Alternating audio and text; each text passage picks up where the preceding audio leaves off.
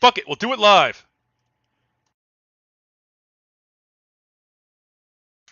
Hello, everyone. I'm joined today with Alex the Hatman Baldwin. How are you doing, Alex? I am still alive, for better or for worse. I think for better. So you were the top moderator of KotakuInAction from August 2014 to, I believe, June 2015? Yes, end of June 2015, and started basically right when the sub was made. David me kind of made the sub and then fucked off, and I had to take over from there. So, Yeah. All right. Well, hey, Alex, do you want to tell me your GamerGate story? oh God,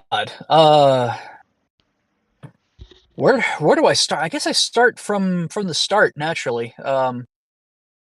So I was running a subreddit called or not running. I was a mod. I wasn't running it at the time. The mod of a subreddit called Tumblr in Action. Rest in peace.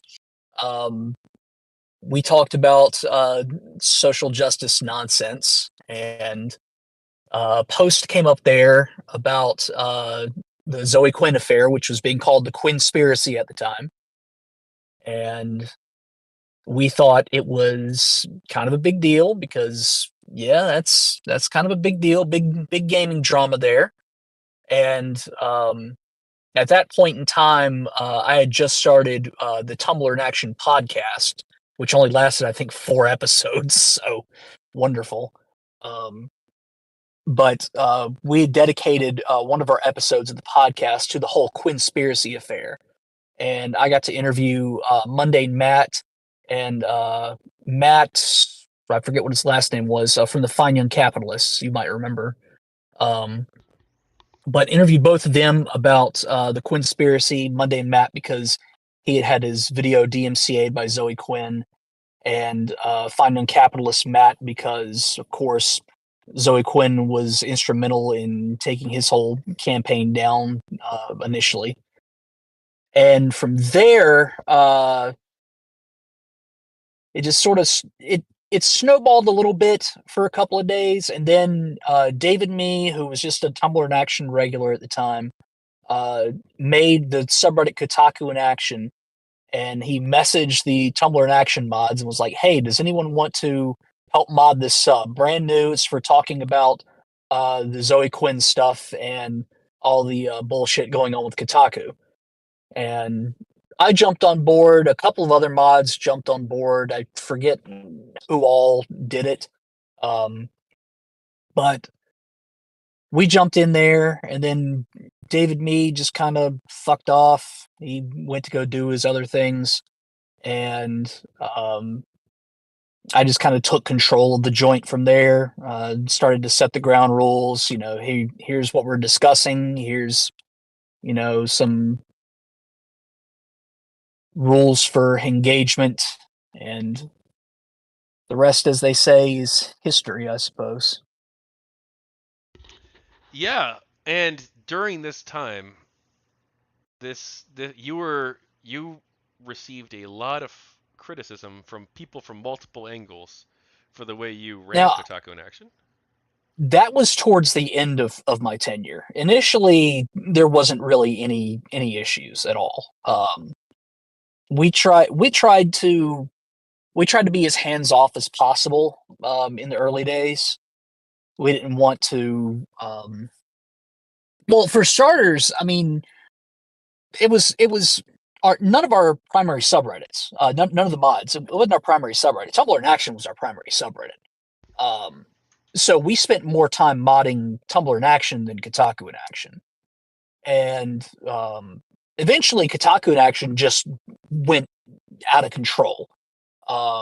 So we had to start moving over there, and that's really when I started to take command of the whole situation and I guess become the head mod, quote unquote. And again, like we still wanted it to be kind of hands off, because for the most part, people behaved themselves. I mean, you'd have the odd quack every now and again, trying to spout off some hateful shit. Just generally being an asshole, and we'd have to drop a train on them, as it were.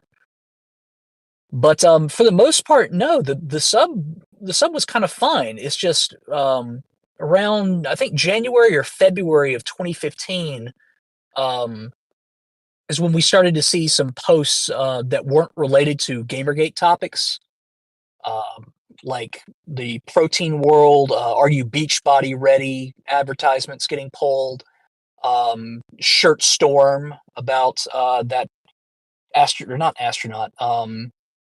It was a shoot astrophysicist, I think it was, who wore a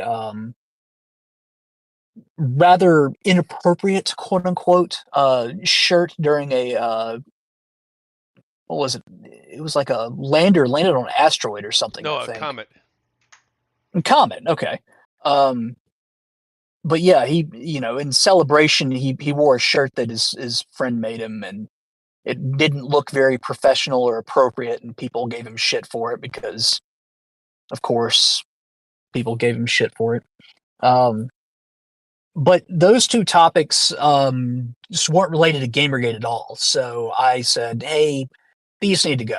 Like, there's no room for them here. If you want to talk about them somewhere else, like talk about them on Tumblr in Action for God's sake." And people gave me shit for it.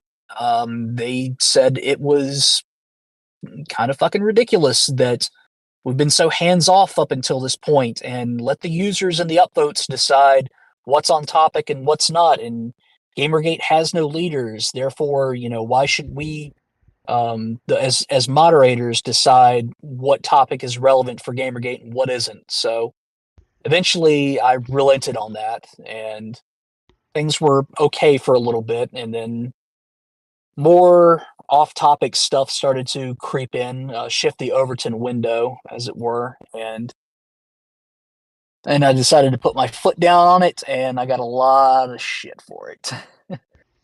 That was creating social justice in action as a repository for all the things that were too off-topic for KIA, but not on topic enough to be in TIA.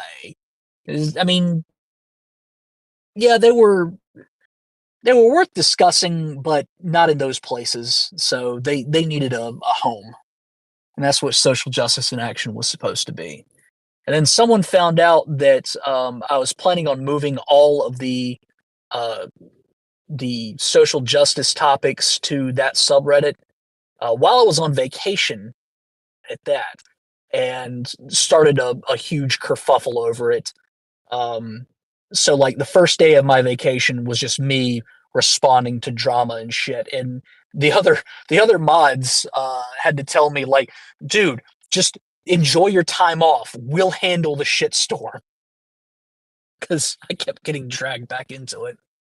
But yeah, eventually it just kind of grew too out of control for me, and I made a promise that as long as I was a moderator, I wouldn't I wouldn't have a blanket ban on all social justice content on KotakuInAction, and I stuck by my word there. We got a And question. Oh, God. question, no, go ahead. Question from the chat. Yeah. Were they off topic because these things weren't gaming related, or were they off topic because they weren't ethics related? They weren't. They weren't GamerGate related. Like GamerGate was like ethics in games journalism and video games. The ethics in all journalism bit like hadn't really been established. It was more of a gray area at that point in time. So we considered it off topic because it had no tangential relation to gaming journalism, that sort of thing. Now, if I recall correctly, you weren't a believer in Gamergate only being about ethics, though, right? No, I was absolutely one of the ethics cucks. um, yeah, no, I was all for that. Um, Eventually, my perspective kind of shifted a little bit to where I was more leaning into the industry needs a reckoning. Um, but for the most part, I kind of stuck around. GamerGate is about ethics in games journalism. Okay. Because I do recall, I believe it was the industry stuff I was referencing actually, that you wanted to Yeah. take on some of the more seedy industry practices. Was it Battlefront 2 that took you down that direction, or? Um, I think I'm not entirely certain if there was any one inciting incident.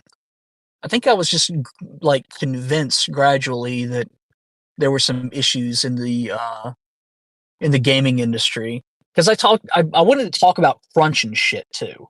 Like crunch culture, I thought was something that needed to be addressed. But I don't think there was any one specific thing that tipped me over. Okay. Did you have any concerns that the perception might be that if we went this direction, that the game developers might see us as their enemy?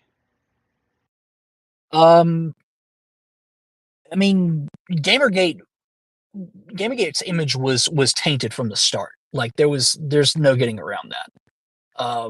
So for me, it didn't really matter because I mean, no matter what we tried to do to rehabilitate ourselves, you know, call out harassment wherever we see it, uh, denounce the you know far right wing elements, which were basically non-existent at the time. Um, no matter what we did, it wasn't good enough. So it was there was no point in trying to save face, as it were. It was just stick to what we know is right and fight the good fight. Tumblr in action. Oh, actually, well, I should probably disclose real quick. You and I were both moderators of Social Justice in Action, Yes. and we actually faced a not really difficult at all choice during that time. It Obviously, we was wanted. Go ahead. I'll let you explain it. it was a little bit difficult in the sense that we wanted social justice in action to be um, a free speech absolutist place, which means um, everyone who was on Kotaku in Action who was saying, let the upvotes decide what topics live and die. We implemented that in social justice in action. We let upvotes and downvotes decide everything. Um, and eventually, uh, some white nationalists decided that they would make social justice in action their home.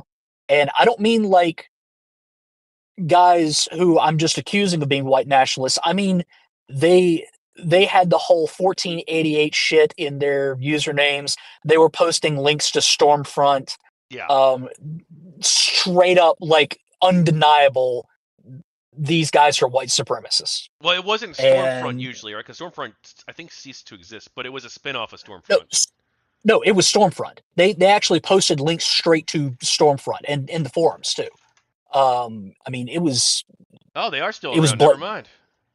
Yeah, no, Okay. it was blatant. Well, yeah. So, Oh yeah. yeah, it So was at the very blatant, time, very much so. I yeah, agree.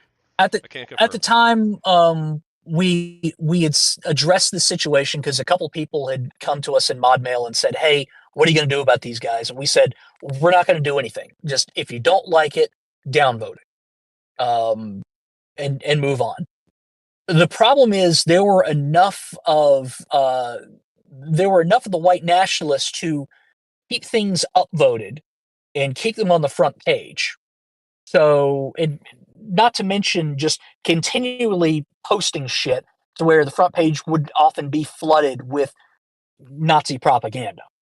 So, we eventually got to the point where people were threatening to leave the sub if we didn't do anything about the Nazis. And we said, okay, we're just going to have to, for the good of the sub, ban the fucking Nazis. So that was us putting our foot down on the the damn. What's the word I'm looking for? I guess the experiment of free speech absolutism on Reddit. Um, we just said, hey, no Nazi shit. Sorry. Not sorry. Get the fuck out. So we banned the Nazis. We blacklisted links to Stormfront. God, it wasn't just Stormfront. It It was like was like Stormfront, the Daily Stormer. Unt, There was another one too, Daily but Stormer, VDare we yep. hit, and there was one more. I forget what it was. And I can't go back and check because Social Justice in Action is also fucking dead.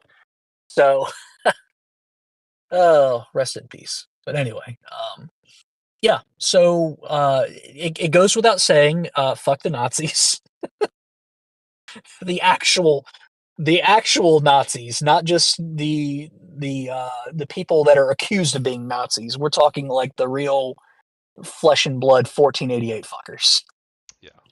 And I backed you up in this decision 1,000%, if I believe you recall. Yes, I don't think there was. I don't think there were any mods who were against it. As a matter of fact, Yeah, I don't remember there being any real disagreement. yeah, I know people were like, well, we told people this would be a free speech absolutist place. Are we going to go back on that? yeah, That was obviously a point of contention. yeah. But That was a little bit of a discussion, but it was one of those like it's for the health of the sub. Like if we don't do this, people are going to leave, and then people are going to think that this is a Nazi sub, and we don't need that. yeah. So you moderated Tumblr in Action. This is where you started your story. Were you a critic of the social justice warriors prior to GamerGate? Oh yes, absolutely. That that was something that I was, I guess, involved with online around 2011, maybe. I think starting 2011, maybe even 2010. Um, no, I think it was 2011. I was in college at the time. Um, so yeah, 2011 was when I really started to get on. I mean, I was part of. If you remember, shit Reddit says. I was part of the SRS sucks subreddit. And shit Reddit says, for those who don't know, was a sub that was dedicated to calling out instances of misogyny and racism and bigotry and what have you, all from a social justice perspective. So they really uh, it was like a proto cancel culture almost. They vote bombed threads all the time. If you tried to um, if you tried to make a case against them in their subreddit, they would ban you instantly. It was one big circle jerk, and they actually tried to get Reddit put on CNN for hosting objectionable or problematic content. Trying to get Anderson Cooper to do an expose on Reddit hosting racism and sexism and whatnot. So I was part of a subreddit that was basically calling them out, and then that ended up spawning Tumblr in Action because we noticed that a lot of the same ideologies that the shit Reddit says users were espousing were on Tumblr at the time. So Tumblr in Action, woohoo! Um, and really, that's where the term SJW was coined. Was in that stretch of time. So yeah, I was, I guess you could say, at the forefront of the anti SJW movement. Do you want to talk about what happened with Tumblr in Action and social justice in action? So last year, um, we knew it was coming for social justice in action. I'll say this: we knew that we were going to get banned at some point. Um, we were enforcing Reddit's rules as written, um, which means any kind of overt bigotry and stuff we would remove. It came to pass that came to pass that well. I really am telling a story. Um, some of the admins decided that they were interpreting the rules differently than we were. And one of them straight up told us that invalidating someone's identity was equivalent to bigotry, overt bigotry. So, for example, saying that a trans woman is a man or a biological man, even uh, would get you banned under this interpretation of the rule. To put it in crazier terms, something that Tumblr in Action would do was call out people who clearly made up new genders for themselves, like cat gender and shit. So saying that someone was not actually cat gender under this interpretation of the rule was overt bigotry, would get you banned from Reddit. So, in no uncertain terms, we told the admins that we disagreed with their interpretation. We would not be enforcing the rules in that way because we would effectively have to shut down. Um, and we would enforce the global Reddit rules as they are currently written, not as they are uh, read to us. And Social Justice in Action, we knew was going to get banned. Tumblr in Action, we kind of thought might get banned, but after a while, we thought maybe we were safe. And we tried to, bring it back to being funny again. Because Tumblr in Action used to be funny. And then the social justice shitstorm happened. And then 2016 happened, and everything kind of got depressing for a while and just, facepalm stupid. But we wanted to make Tumblr in Action funny again. So we said, hey, we're going to make this funny again. We're changing the flares and stuff. And we're just going to laugh at these people instead of, face palming and head desking and etc. And that lasted about a week.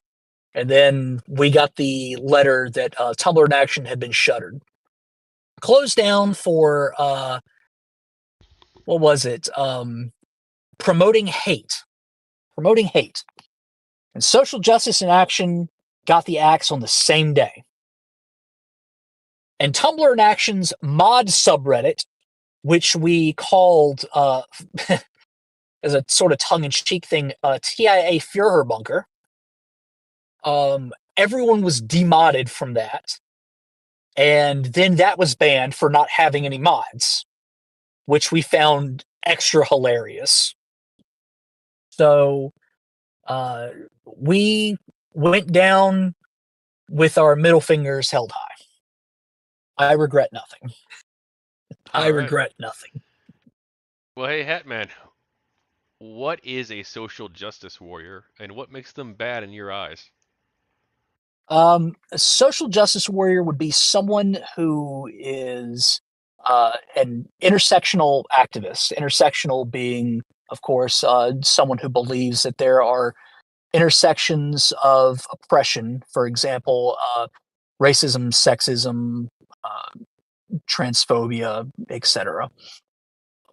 Triple oppression is what this used to be called, but we call it intersectionality now.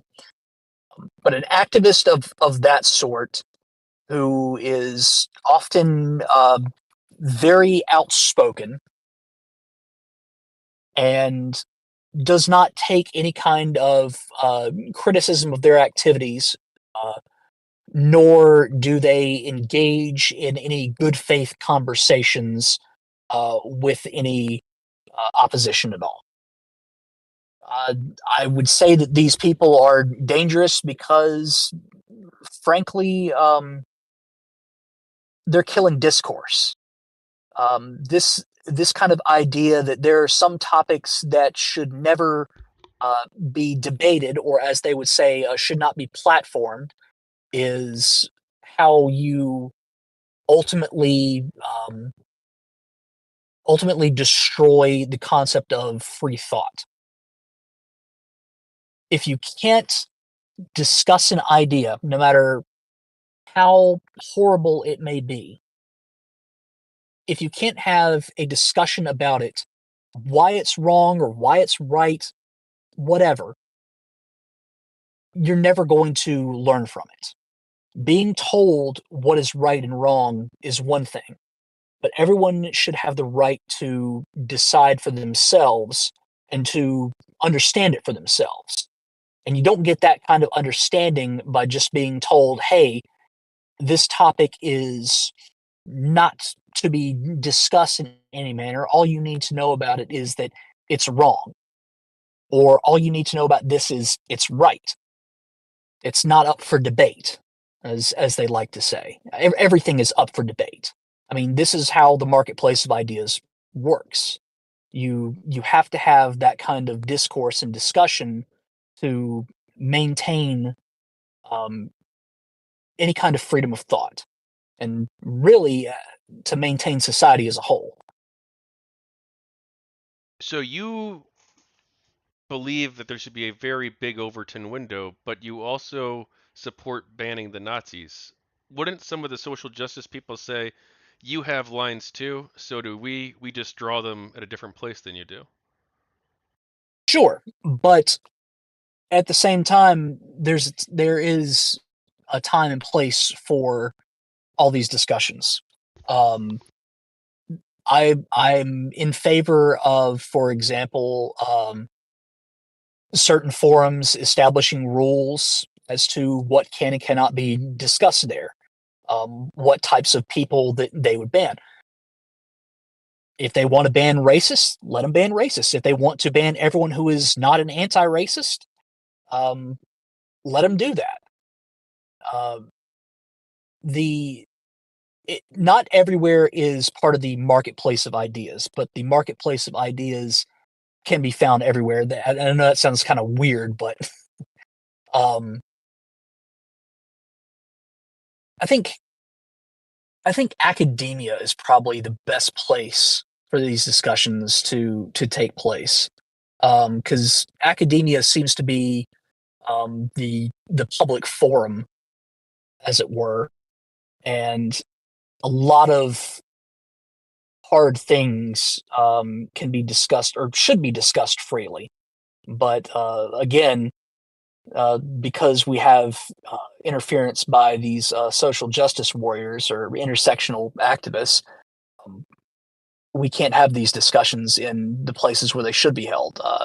Academia has been ideologically captured, I believe, by these sorts of activists.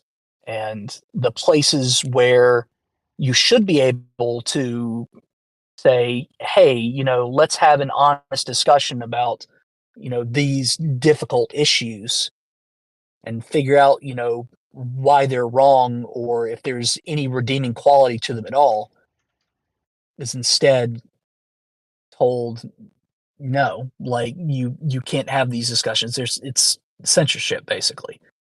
And the word censorship I don't like to use very often because I was called a censor when when I was running KotakuInAction, uh, because of my ability to,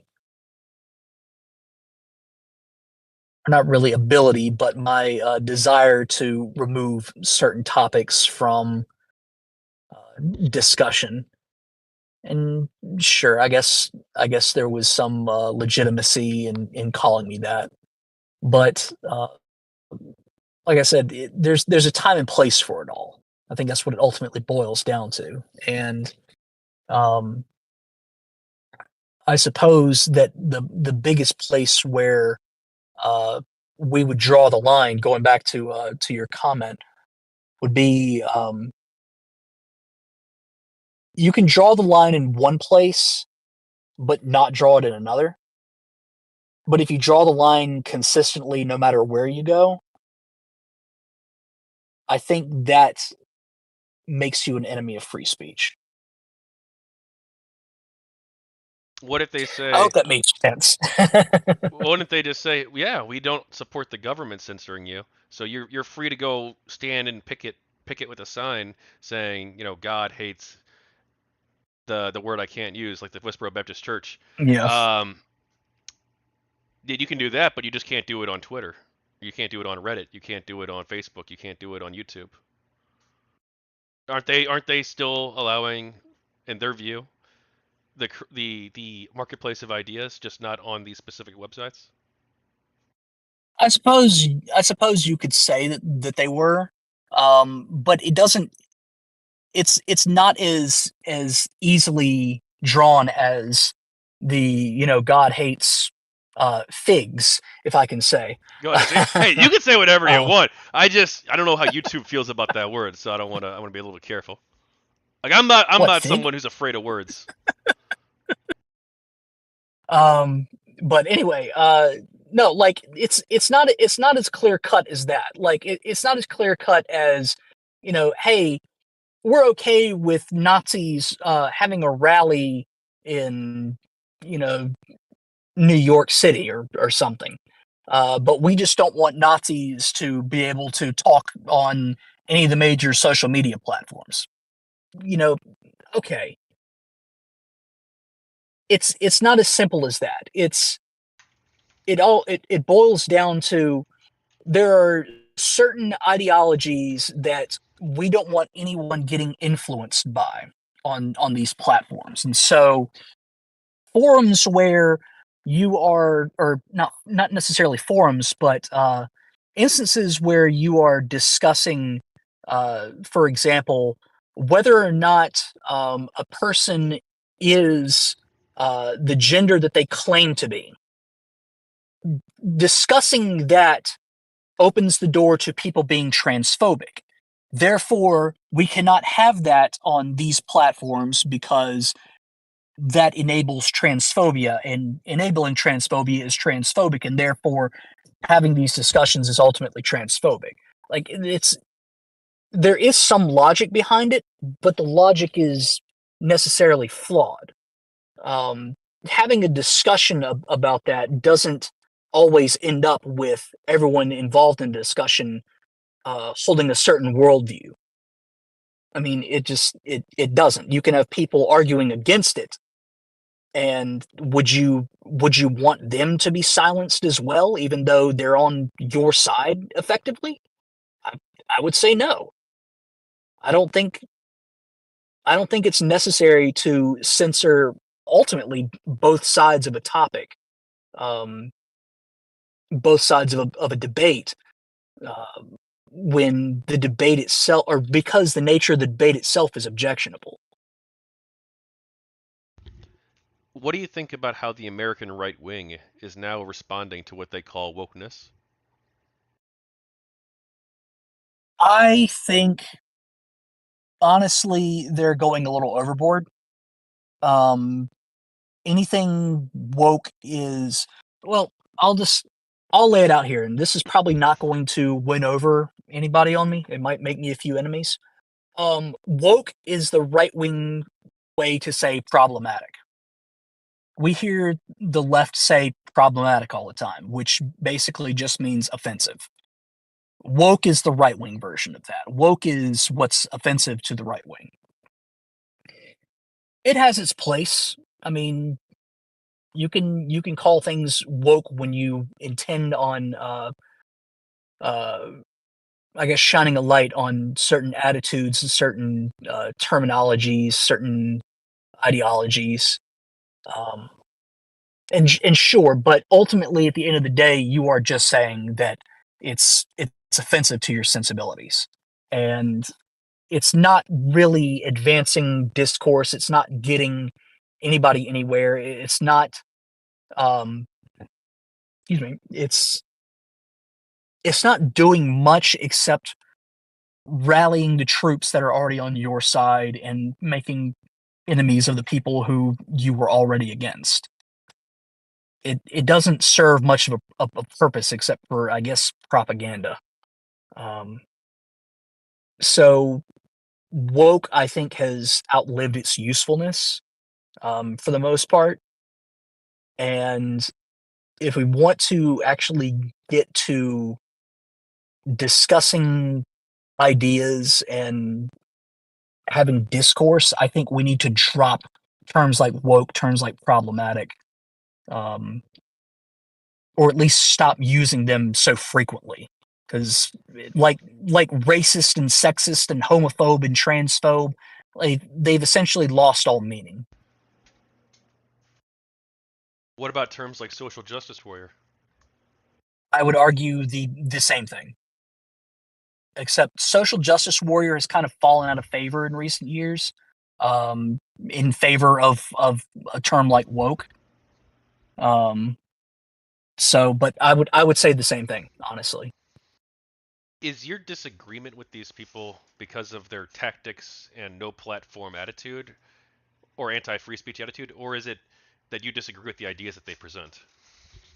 Um, a little of both. It depends on the idea from day to day. Uh, like for example, some of them go a little bit further as far as bodily autonomy than I would. Like for example, I'm pro-choice. They go a little bit further than that into full on. Um, you can abort a baby whenever the hell. I would say more safe, legal, and rare, but that's just me. Um, I think I believe in gender dysphoria. I believe that trans people, at least like actual quote unquote trans people, have gender dysphoria, and you need that in order to be uh, diagnosed as trans, and that is a mental disorder. And whether or not it should be treated by socially transitioning, I don't know. Um, I I think for the most part, as long as it's not causing irreparable harm, I don't see any issue with it. But some of them would go one step further. They would call me what's termed a transmedicalist, belief that you have to be diagnosed as trans and you can't decide to be trans for yourself or identify as trans on your own because you know yourself better than any doctor ever would. Um, so I mean, there are some things that I kind of agree on, but mostly disagree on just because of how extreme they get. And of course, the whole no platforming thing, which I think is complete bunk. Um, but I think that about answers your question. Some people would say that, you talk about how you want to elevate the discourse, you want to have freedom of speech and open exchange of ideas, but Right. you ran Kotaku, no, sorry, not Kotaku, sorry, Tumblr in action, which could be viewed as we're going to make fun of these crazy social justice warriors. That's how some people might have seen that subreddit. Right. Is that elevating the discourse? No, it's having fun. No, it's totally meant to have fun and to riff on that shit. Like I said, there's a time and place for all of it. I would say social justice in action was more of a place to sort of elevate the discourse. There was a sub that I ran.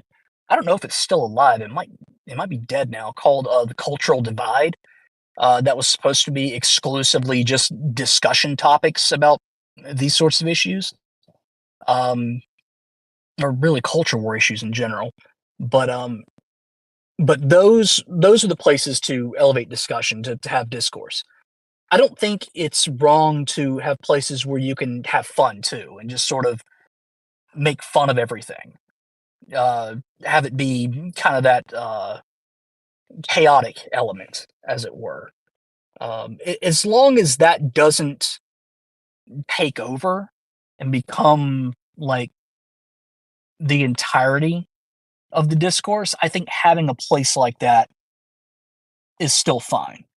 Because just getting involved in discourse and debate and discussion all day can be tiring. Sometimes you need to just chill out a little bit, and sometimes you need to have fun because otherwise your brain's gonna fucking dry up.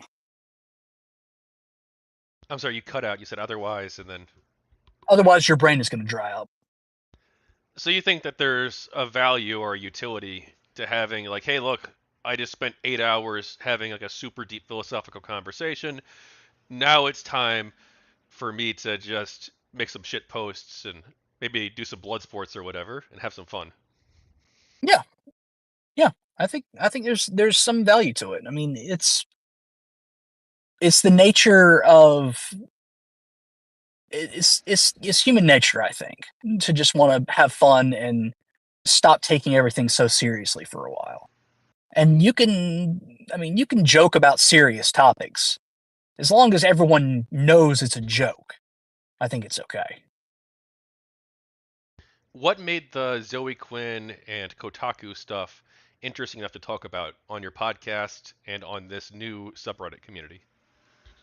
Um, I think it was just the idea that there was either an indie clique uh, surrounding this one person who was a virtual unknown. Like, I didn't know who the hell she was when I read the Zoe post. I was like, okay, so she's a game developer. I've never heard of her before. Um, but the fact that there was a clique protecting her, that she would value her reputation so much as to DMCA videos just talking about this sort of thing. Um, that discussion of it would get censored um, in such a way that like she would take down an independent game jam. That's what it was, um, because they didn't appease her, or she would be involved. What we found out later, she would be involved in a large subreddit censoring not hundreds of thousands, tens of thousands of comments talking about this issue. It went deeper. It always went deeper. It on the surface, it's just drama, but the fact that there was I guess you could call it like an iceberg. The fact that there was something under the surface, something fucking huge, or at least it felt huge, was what kept drawing me in. What do you think of? I've still not read it, by the way.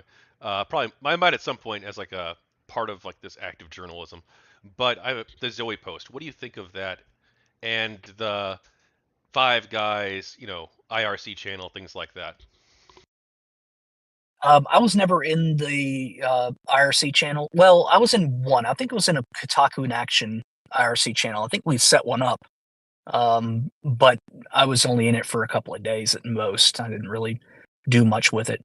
But like the burgers and fries chat, I knew it existed. I just never got in there.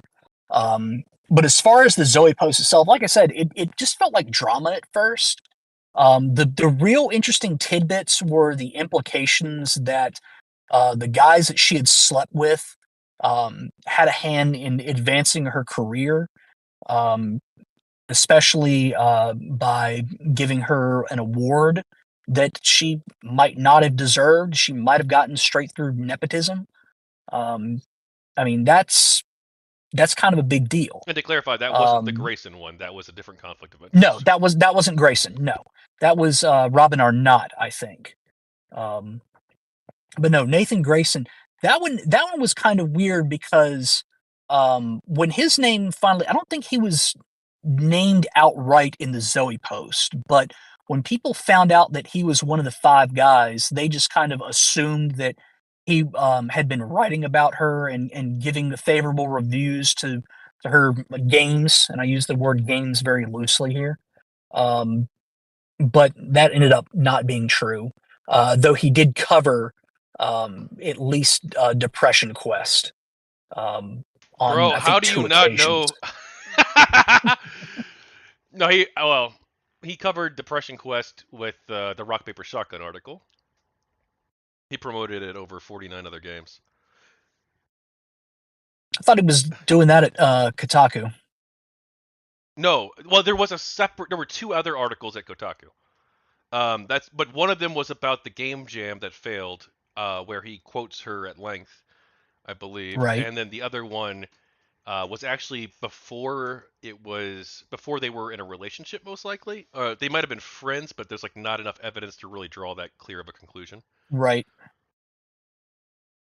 So there No, was I know about the one where it was a bunch of indie games and Depression Quest was on that list. I thought that one was over at Kotaku, not Rock Paper no, that was Shotgun. rock paper shotgun. The Kotaku Okay, one was the Game Jam one. right. Okay.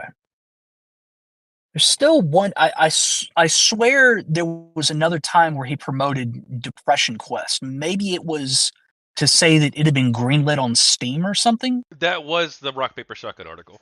Okay, okay, that's what I'm thinking of then. All right, Yeah. This was like 9 years ago. I don't expect you to like remember every single detail. right, yeah, it's it is kind of hard to remember everything.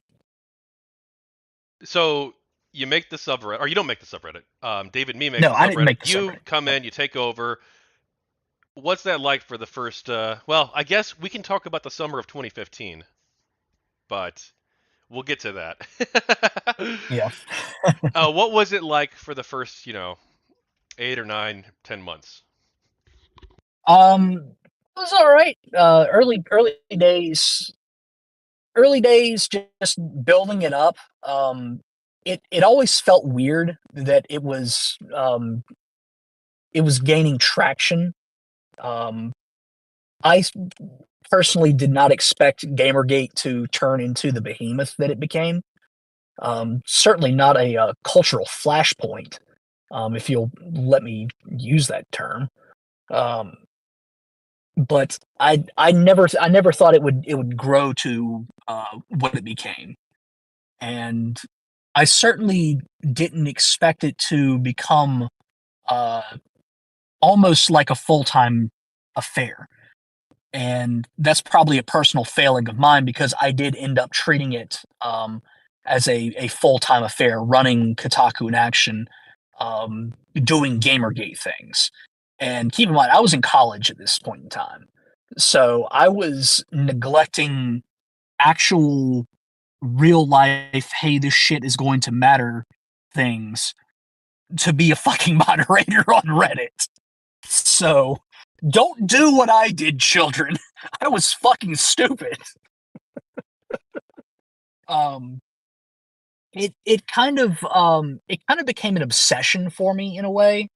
Um, I wanted to be uh not quite like an influencer, not really an e-celeb, but um I wanted to be the kind of person that could um promote discussions and hopefully get Gamergate a victory in a way, just be involved with it.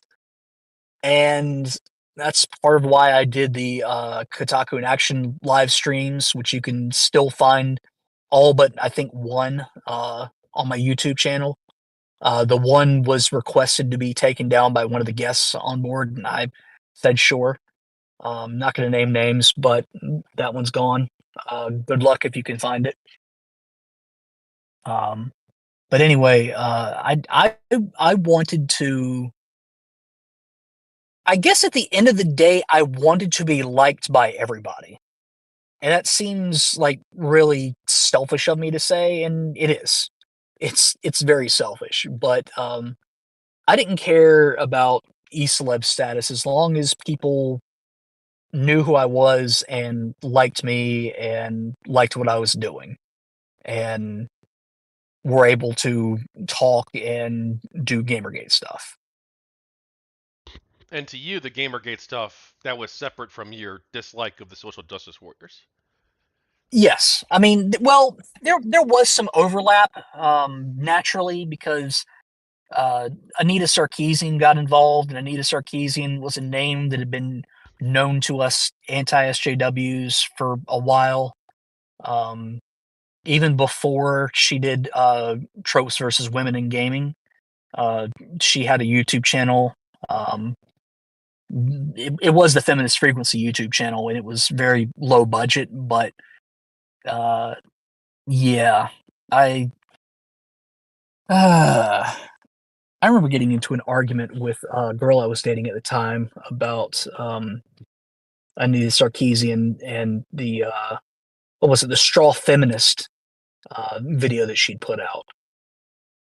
Um, I just very, very disagreed with it and ended up getting into a pretty nasty argument with her. One of the only ones that we had, actually. And yeah, that's how I found out about Anita Sarkeesian. She was always pissing me off. But So it, God, go ahead, go ahead. no, what I was going to say was really stupid. Please continue. I'll still say No, it, but later. please say the stupid thing. So Anita Sarkeesian's not the best pillow talk.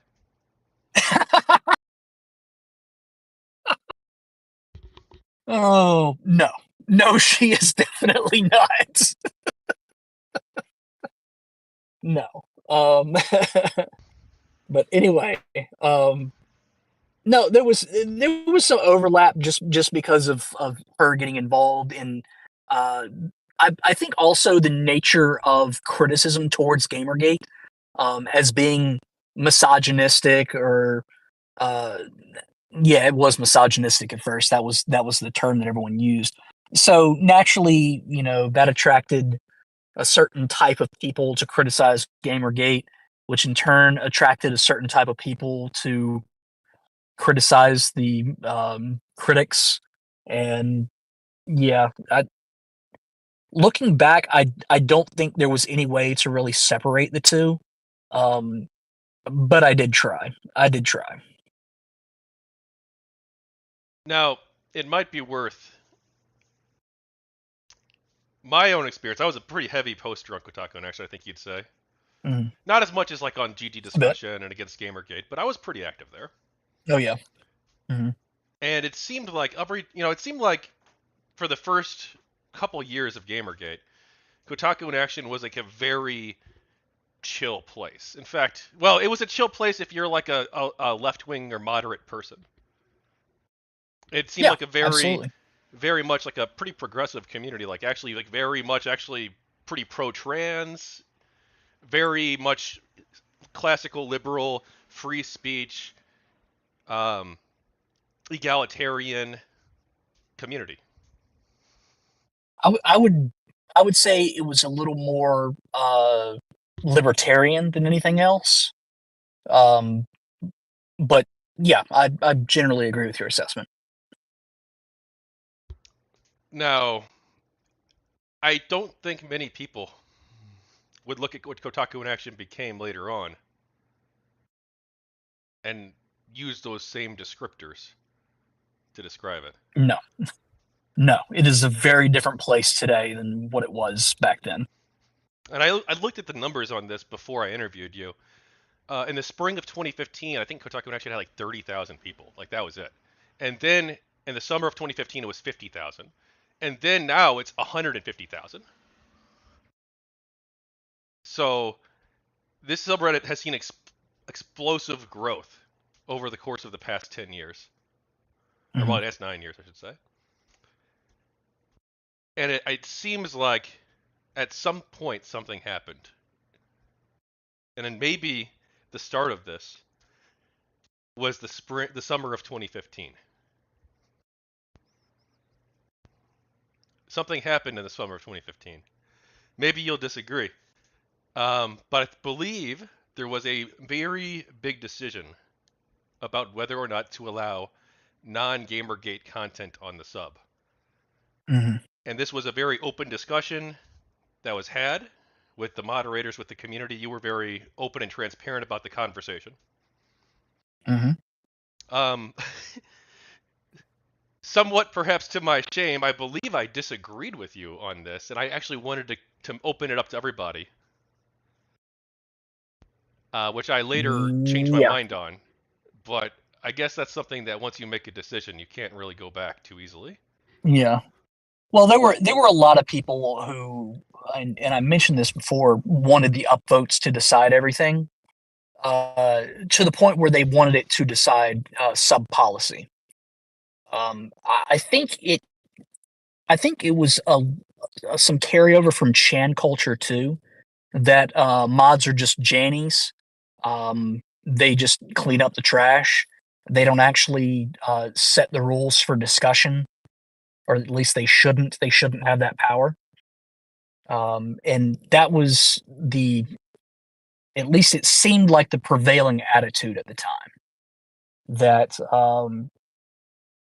all topics should be just baseline allowed. If it's relevant to Gamergate, it will be upvoted.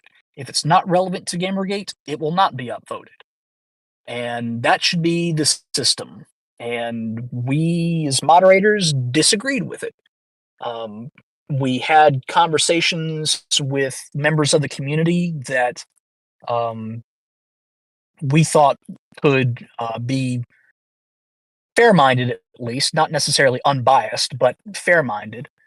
And we ultimately said, no, we are not going to let the community decide um, what lives and what stays, at least not the way that you want.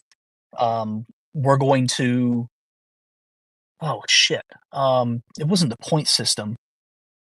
It was the things that we consider to be off topic have to be a self post or a text post. They can't be a link. And there were certain topics that we said are text post only.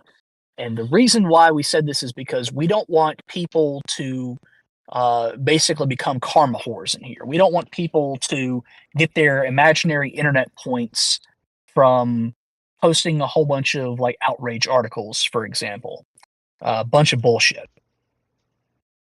And we still let those topics through. We said, you know, some of the stuff that you want to talk about, like regular social justice shit that has nothing to do with gaming or Gamergate, y'all can talk about that. But it has to be in the form of a text post. So you can't generate any kind of karma, any fake internet points from it. And people lost their minds. They said, well, you're making a two-tier system. You because text posts don't get upvoted as much as links do. Therefore, you are creating a second class of content on KotakuInAction. And we disagreed. We said, well, if it bothers you that much, then maybe upvote the text posts that you see. Be the part of the solution, not part of the problem. And cue the people calling for my head, calling for the heads of other mods who got really fighty, I guess I could say, in the comments. Um, it was a whole mess. We thought I'll tell you what was going through my mind at the time. I didn't want the sub to split in half. I did not want the sub as I saw it was like Gamergate. And I did not want it to splinter into any more factions because we had just had GG Revolt split off from the main Gamergate HQ on 8chan at the time. And I didn't want there to be any kind of factionalism like that on KotakuInAction. So I tried to do things that would make as many people happy as possible. And it didn't work. Naturally, it didn't fucking work. Um, so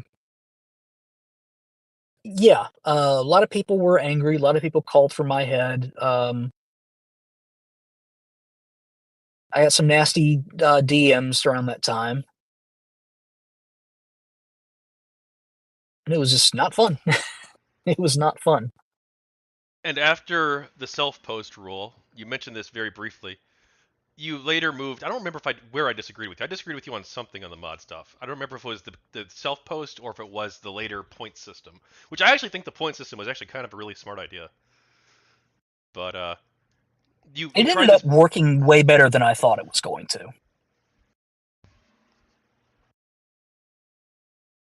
So do you want to describe how you implemented this point system later on? I believe this was after the self-post rule, right?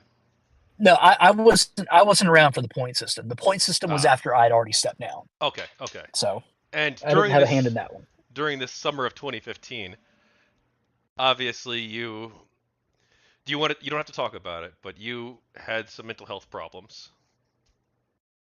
I Um, did. Yep. do you want to talk about that at all? I'll talk about it. So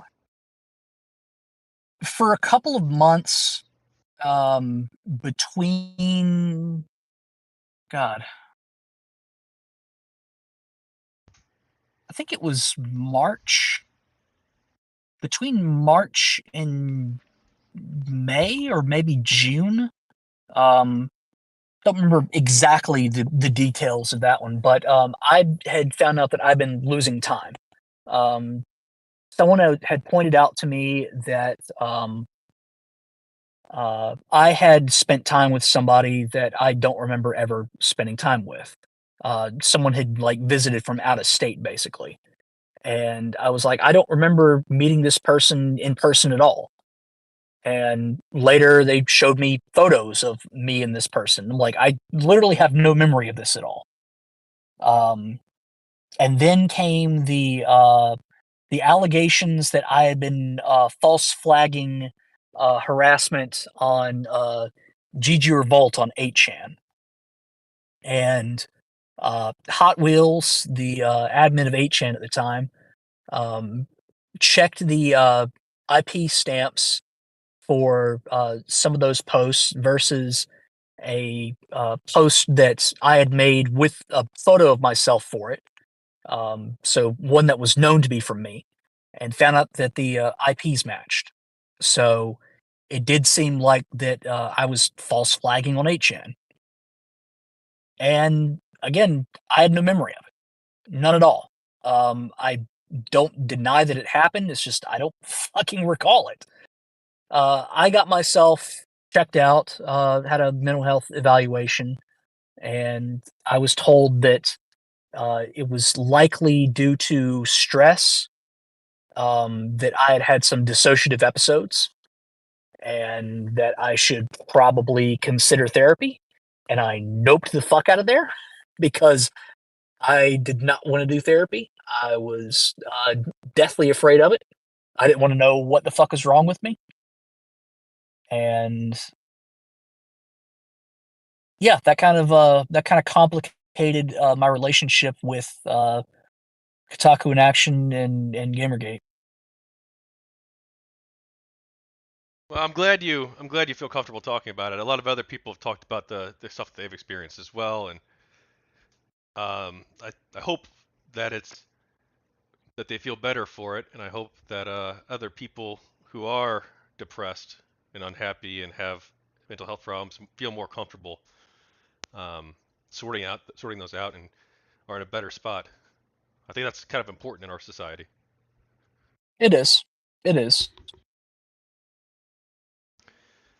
And you stepped away from Kotaku in Action shortly after, or was it before? Shortly after, shortly before the rule change took effect. It was after the rule change took effect. I had been mulling it over for several months by that point, just because I felt like I could no longer serve Kotaku in Action effectively, because the sub was so different from what I'd built it to be. It had grown out of my control basically, and I'm kind of a control freak. I like to have control over certain things, and Kotaku in Action I'd like to have control over, which is kind of antithetical to the mantra of everybody is the leader of GamerGate. So I had to fight with that the entire time. Um, but I've been mulling it over in my head, like, should I step down? Should I leave? I talked it over with mods a bunch of times. They're like, no, you really shouldn't. We don't know what the fuck would go on. Um, and eventually, after the lost time thing, um, I kind of quietly came to the decision that I needed to leave for the sake of my mental health. And I told the mods, and they were a little bit more understanding on those grounds. So we made a plan um, for my exit. We would do a couple of last minute like housekeeping things, like that change. A couple of other rule changes at the time too, which I think were good for the sub as a whole. Loosened some restrictions actually. Um, hired new mods to take over, pick up the slack where my absence will be felt, and basically from there just let me go in peace. And I went, and that was the end of June of 2015. Do you think that you were right with the impression of let's keep Kotaku in action about GamerGate? I think so. I think it should have stayed about Gamergate. I think honestly I was kind of wrong to let the general social justice stuff through the door. Um, because for me, I always saw Kotaku in action as having an expiration date. It's just I didn't know when. I did not want it to be a long term subreddit, long term forum, anything like that. To me, it was always just going to serve the purposes of Gamergate. And then when Gamergate was over, there'd be no more use for it. Other people saw it differently. They wanted it to be more like a cultural watchdog. And that's fine. And that's basically what the sub is now. Um, sure, you can still discuss Gamergate things there, but Gamergate is hardly ever talked about over there anymore. Fine. It's grown beyond what I intended for it. Just like Gamergate grew beyond just being about ethics. What do you think GamerGate grew into So, from ethics? um,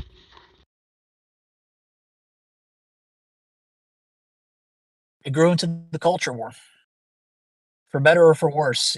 It took on the nature of the culture war in gaming, greater nerd culture, what have you. Um, but that's ultimately what it ended up becoming.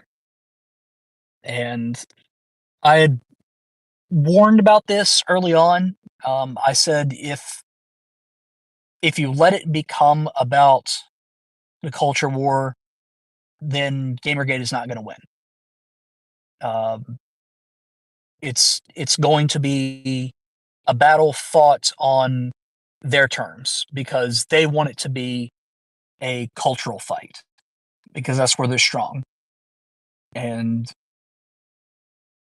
that's what it ended up becoming. And I think that's why Gamergate was not as effective as it could have been because it got off course. It took on it took on too many fights instead of sticking to the couple that it probably could have won. So you left Kotaku in action, but you couldn't stay away, could you? I was invited back a few years later on, mostly as a joke.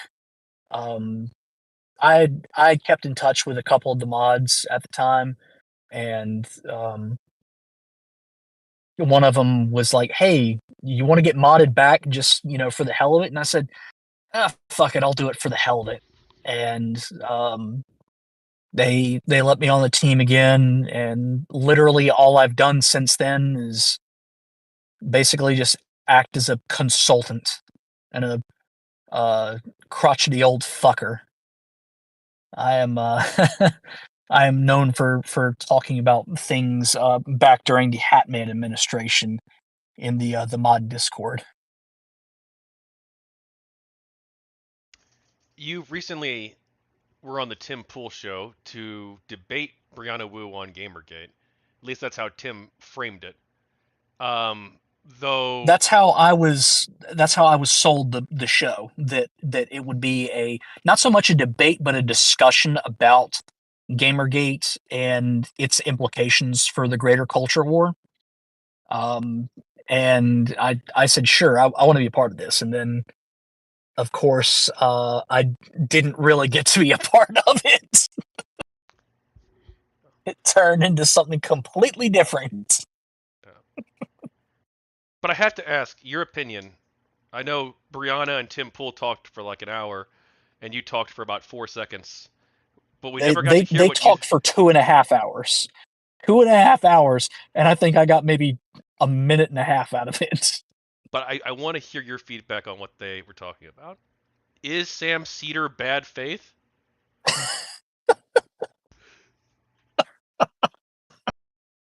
Yes, I think Sam Cedar is bad faith. I think I think he's an asshole, and I think he's trying to play himself up when he says that people won't debate him because they're afraid of him.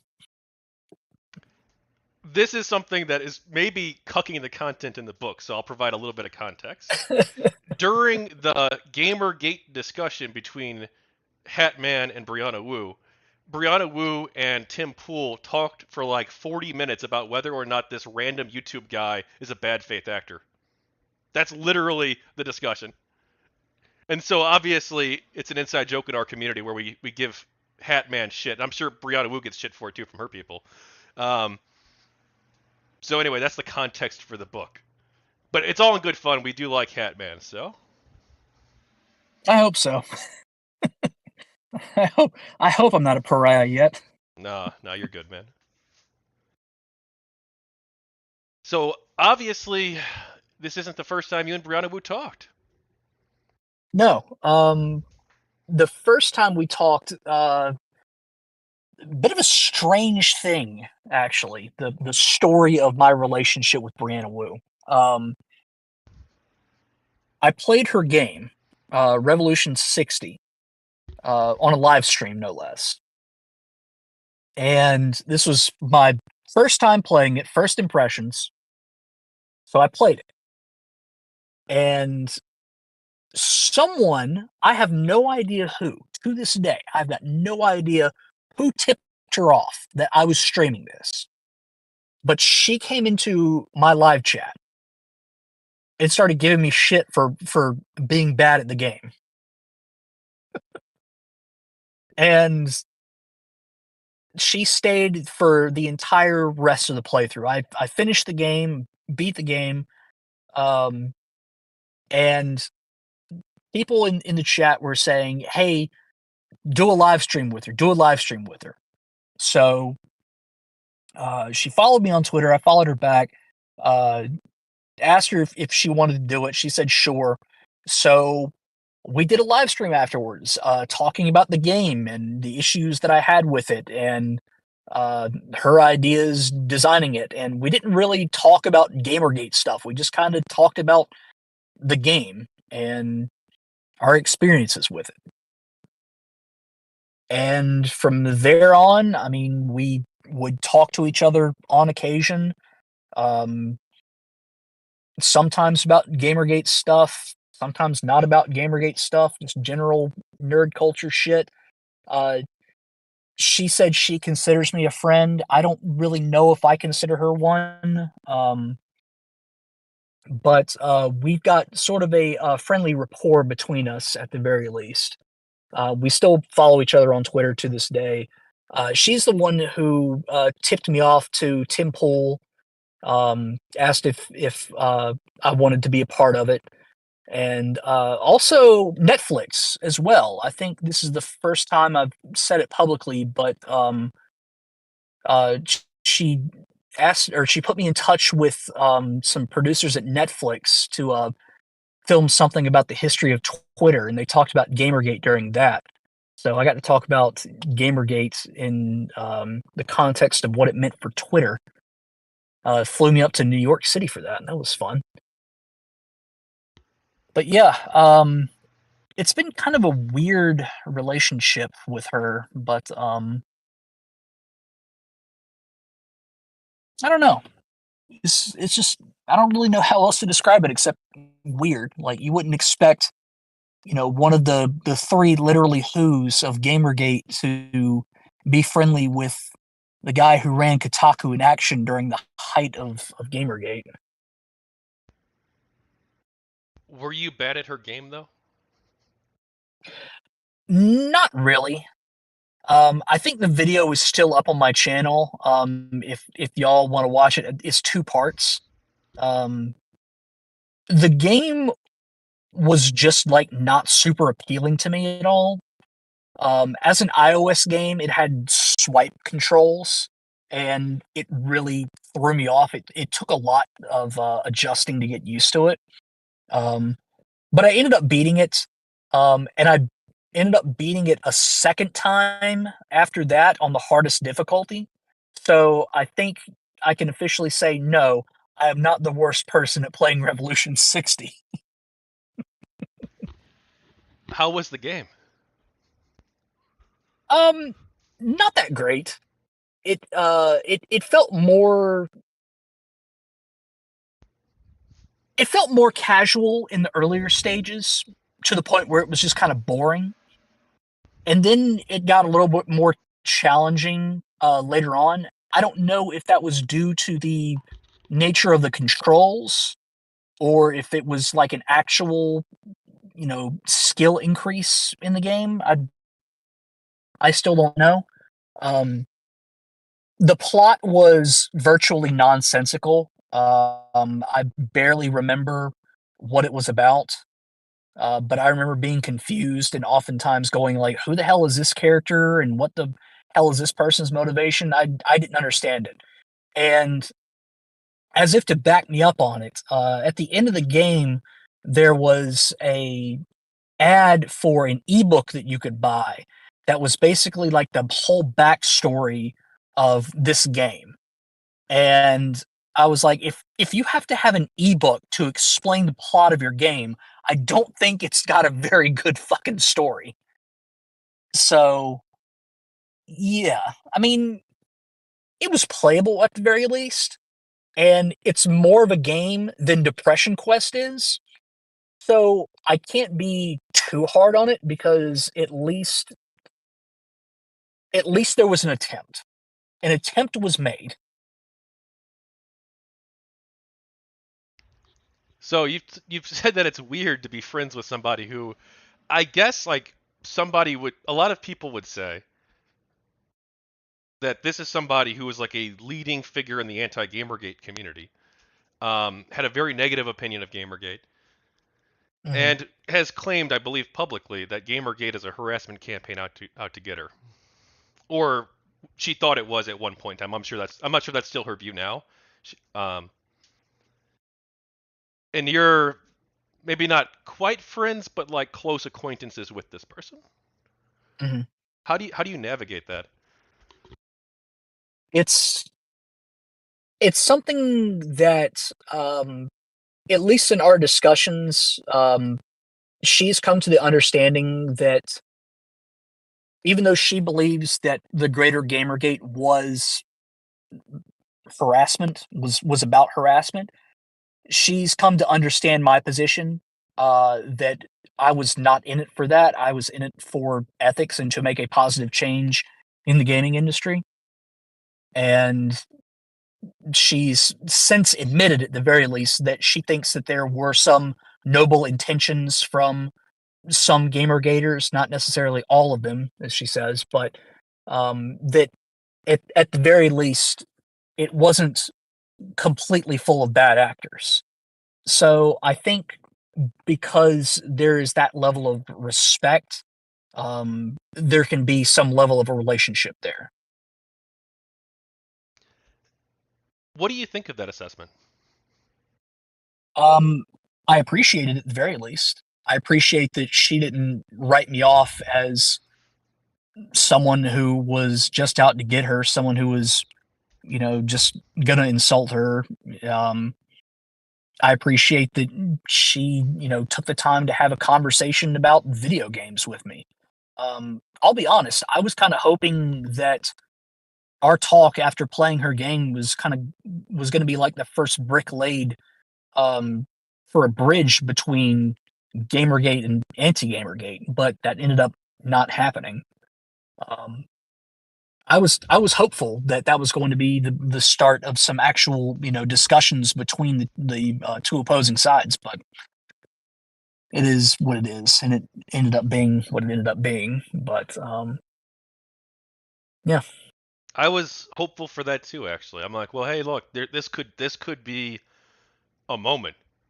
this could be something serious. This could be a time when people who strongly disagree with each other, who hate each other in some cases, come together and build a better gaming industry together. And like that means that, obviously, you know, not everyone's going to be like 1,000,000% happy with everything, and there's going to be like some bad blood there. But there's an opportunity here to mend the bridge and to get ethical reforms, to stop the censorship campaigns that I saw that were happening, to talk about social justice in gaming in a better way than the way it was happening, where it's like these video games cause or reinforce real world negative attitudes, which is what people were actually saying, Mm-hmm. and that we could have like a real discussion with one another.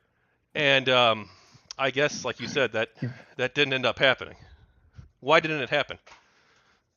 I think because ultimately the people on both sides didn't want it to happen. Um, I got I got shit on by GamerGaters for uh, talking with her and not ripping into her. Not ripping into her claims that she had been harassed and shit.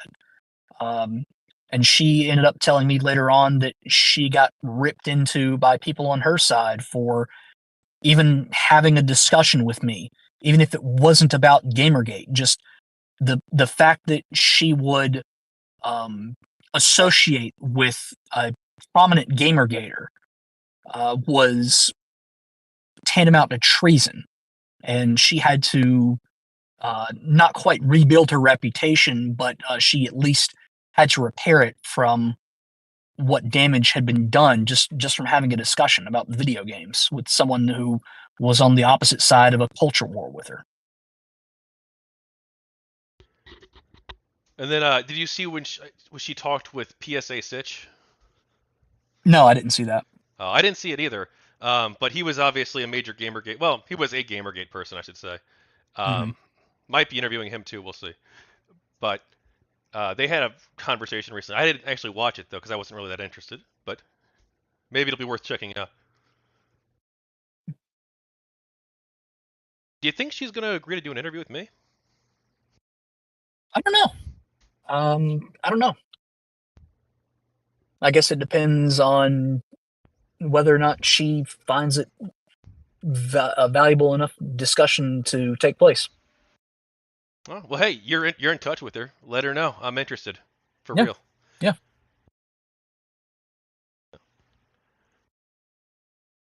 Do you talk with any of the other anti-GamerGate people? Um, the only other one that I talk to anymore, and this is like just very, very rarely, is Anna Valens, who used to be pro Gamergate, used to go by the name Space Doctor PhD. Um, but that's like on very rare occasions. We still follow each other on Twitter. Don't really talk to her much, but like I said, it's very rare occasions. But that's about the only other one that I do talk to. I used to have a maybe not friendly, but a cordial at least relationship with a former Gamer Ghazi mod. I don't remember their name right now, It but was hoax. No. it was not hoax. It was definitely not hoax. Hoax one is a dick. I don't think there's any sort of friendly relationship that can develop there. No, this was the one that kind of went down the same path that I did, like made modding their full time job and had a mental breakdown because of it and had to quit. Um, what I remember is they like to talk about the Persona games a lot, and I've never played any of the Persona games before, and they were trying to convince me to play them and give them a shot, and I still haven't to this day. But I just remember that being one of the more memorable conversations that we had. Um, but hopefully they're doing okay now. Last time I talked to them, they were in not a very good place mentally. So hopefully Hopefully they're doing better. Yeah, and it's I hope so too. I really do. It's actually I learned some horrible news a few days ago. I'm not gonna say who it was on air. I'll tell you off air. But someone in our community died. Oh, Jesus. Yeah. Um, but I don't know how much her family wants people to know, so I'll tell you who it was after. Mm, okay. They were more in my community uh, Mm, than I don't know if they posted on Kia too much. Yeah. So it's you reach out to people and you're like, oh my god, like that wasn't really the answer I expected at all. yeah, really. And That's kind of dark. yeah. Anyway, to move it towards a more positive light. Also, the Persona games, I've never beat one. They're so fucking long, but I've always enjoyed the ride. Mm, I'll say that. I played 3 and 5. 3 is supposed to be, mm, from what I've heard, it's supposed to be amazing. And I played probably, I don't know, like 30, 40 hours into it. And 5 was really good too. So mm. I'd recommend it too. Persona, can't go wrong there. I think they recommended Persona 4, but Persona 4 Golden specifically. And I remember at the time it was like a Vita exclusive. And I was like, oh, I've got a Vita. I can always pick it up. And then I just never did. So I don't know if I've got the time to dedicate. If they're super long, I definitely don't have the time to dedicate to them anymore. Yeah, I know the feel. And RPGs, man. you mentioned Anna Valens, actually. Her and I used to be on like really good terms. We did streams together. She was Mm, even, you know how I was hosting a bunch of panels at convention? Well, bunch. I did 2, and I tried to do 2 more, but one of them I got canceled by a social justice warrior mob. Like no joke. They actually mm. mass contacted the convention, Archon. Remember? Oh God, yes, I do remember that. And I still go to the con and like because I've been going there for a decade. Before GamerGate, I was going there. I loved the convention. But and they were willing to work with me 1,000% on this. They're like, yeah, we've got a pro GamerGate person and an anti GamerGate person running the panel. It's gonna be great. Then something came up. She had to drop out um, due to stuff like unrelated to GG. And I'm like, okay, let me try and find a replacement. And as I was trying to find a replacement, um, they were still willing to do it. They were still willing to do it, but they're like, we'd prefer if you got a replacement, but we were still willing to do it. I'm like, great, fantastic. I was in great constant communication with the Archon people the entire time. They were great at always communicating with me by email. We spent dozens of emails, making sure the panel's fair, making sure it's balanced in the perspective, making sure that I do a good job with it, and I'm not just like doing a propaganda piece, and it's a real discussion. So everything was great, and then these people on social media mass contacted them and they pulled the plug, and then they even, I believe, they were dishonest actually about about the because they already gave it the green light, and they're like, well, we were considering doing it. Mm-hmm. They said publicly. It's like, that's not true. I've got the Mm, emails. They actually said that they were going to do it. Anyway, but then like she blocked me on Twitter later. I don't know. I have no idea why. mm. Literally.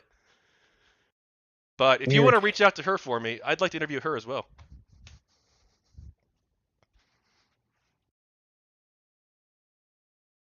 And there's a bunch of Yeah, anti-Gamergate I'll see. people, I'll see what I can do there.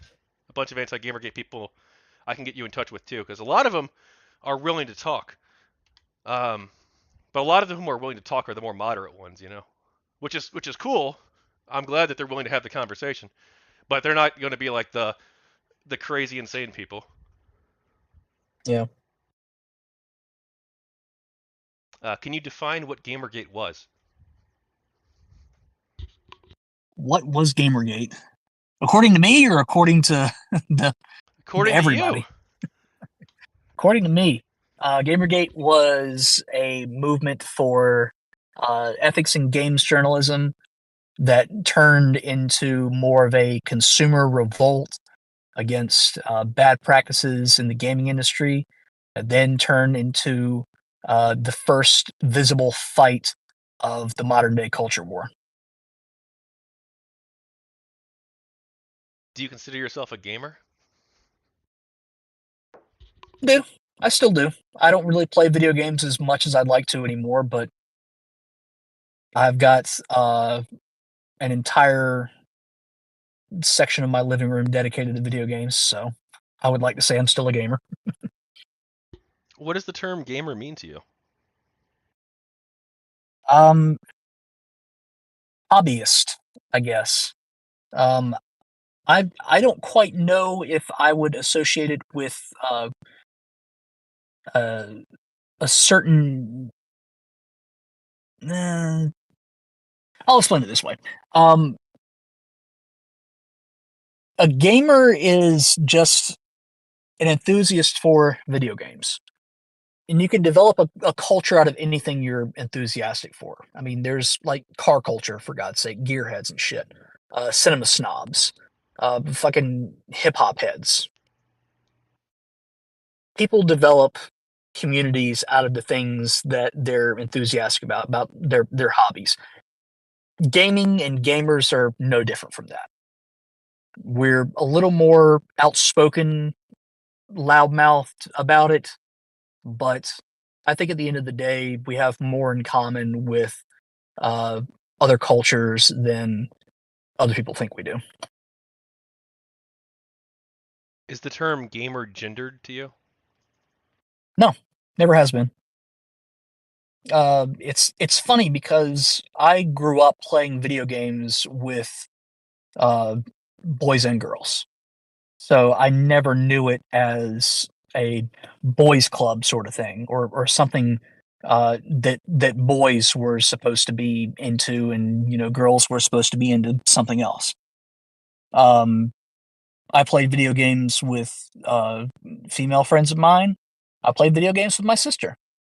Um, don't really much anymore, but she still plays video games at the very least.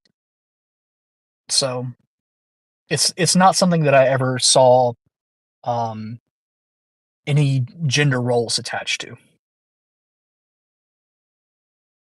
On August 28th, 2014, 10 competing publications all published articles on the same day calling for an end to the gamer identity. These 10 articles were followed by 9 additional articles on other mostly gaming sites over the next few days, also calling for an end to the gamer identity. How do these articles make you feel? At the time, they really pissed me off because it felt like a revolt, or not really a revolt, but a f- can I say flashpoint? No, maybe not a Say whatever flashpoint. you want to say. Um, well, I'm trying to think of the right word to describe my thoughts.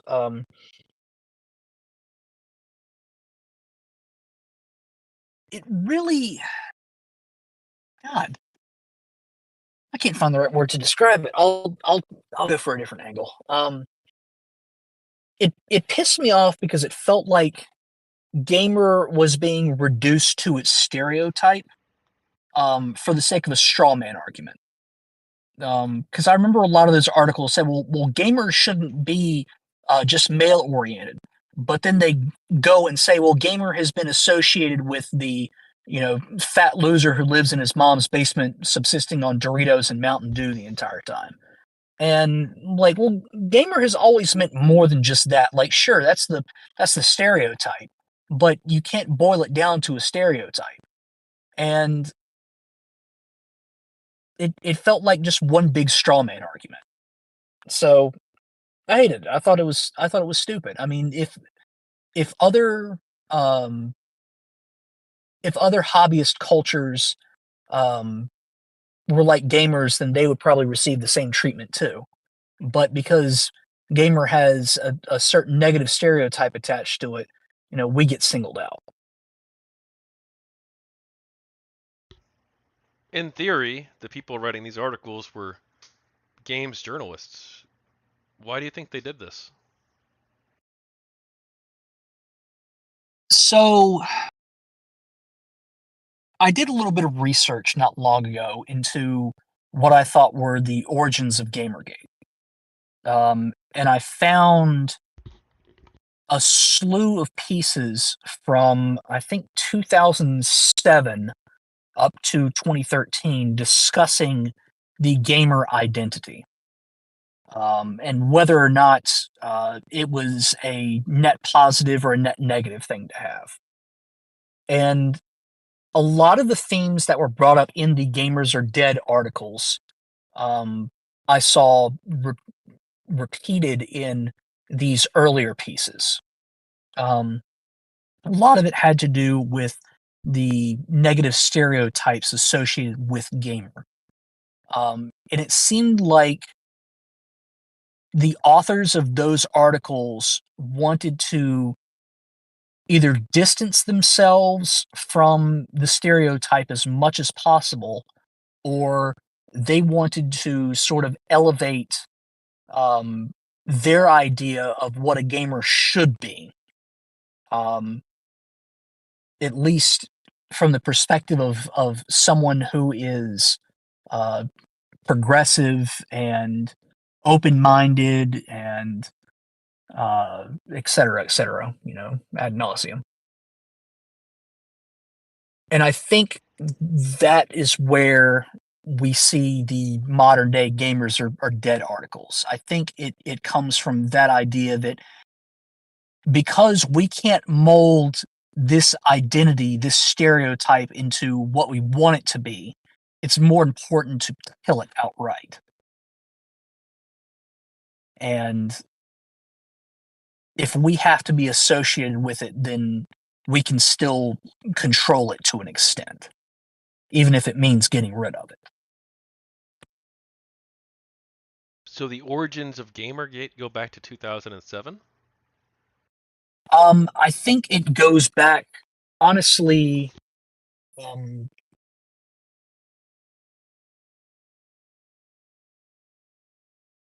not quite to 2007. I think closer to 2010, 2011 is where we really get the origins of GamerGate. Um, Maybe even 2009. Uh, Ironically, and I know I've said I don't think the social justice elements should have overlapped with GamerGate, but there were some activists that were uh, in the gaming scene at that time in a blog called The Border House. Don't know if you're familiar with it or not. It's defunct now, but a lot of names that you would recognize: Samantha Allen, Maddie Myers, um, and Catherine Cross. Maddie Bryce was part of it too. Um, all those names would pop up again in Gamergate, and one of them, Maddie Bryce, ended up writing an article for Kotaku about why she hated Kotaku, because Kotaku's culture was so negative and misogynistic and transphobic and just terrible. And after that article was published, Stephen Totillo vowed to do better to make Kotaku a more inclusive place.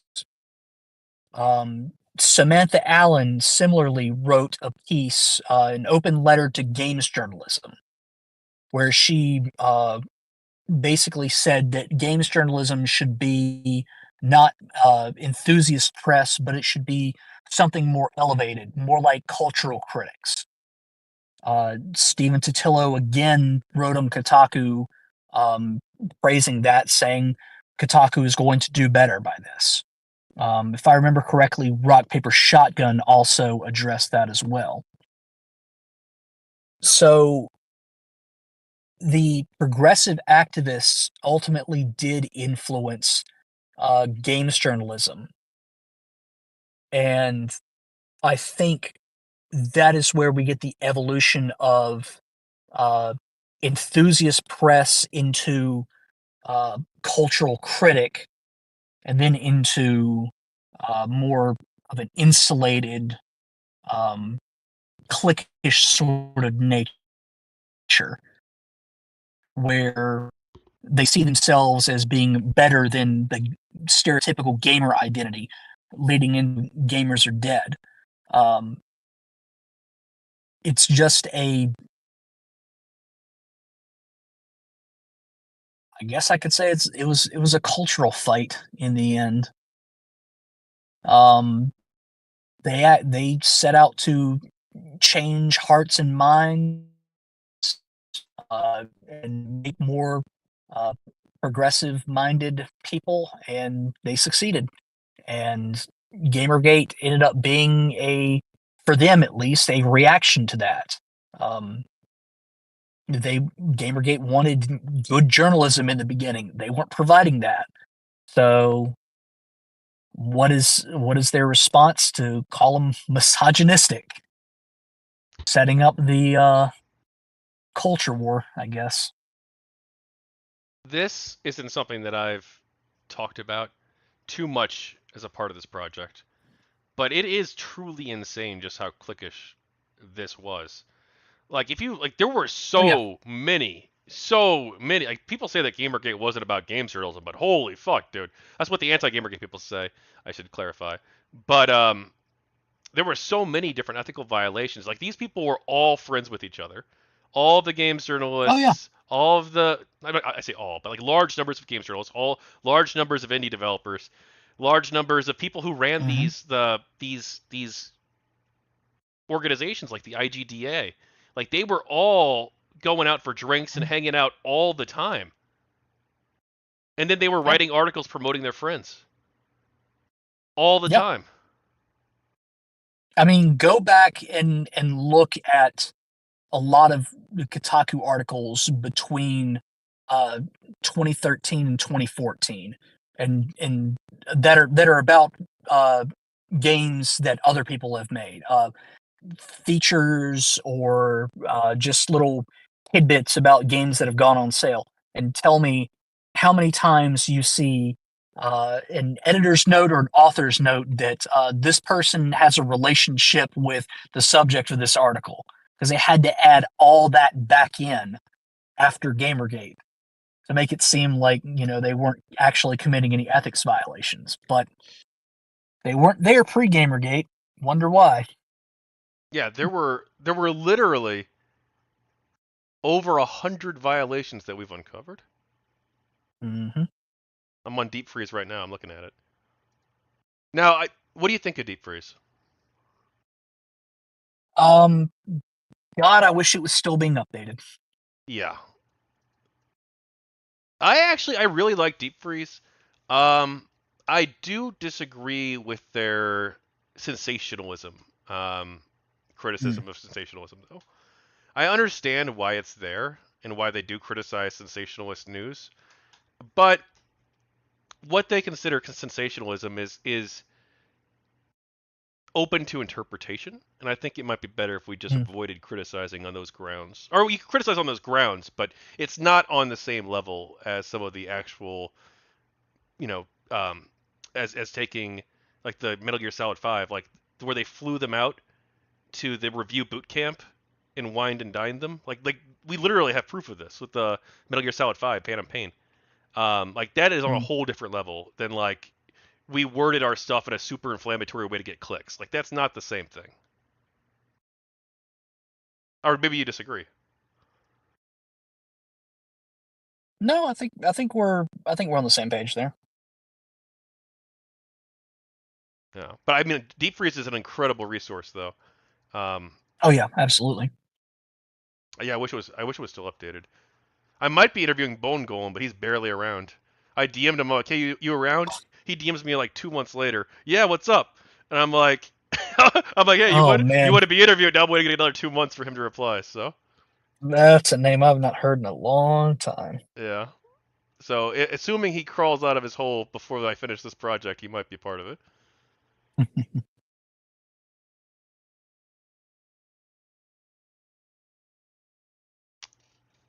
Now we know about Game Journal Pros, and you're someone I Mhm. feel like I can go pretty deep in this stuff with, because you were deep in the weeds.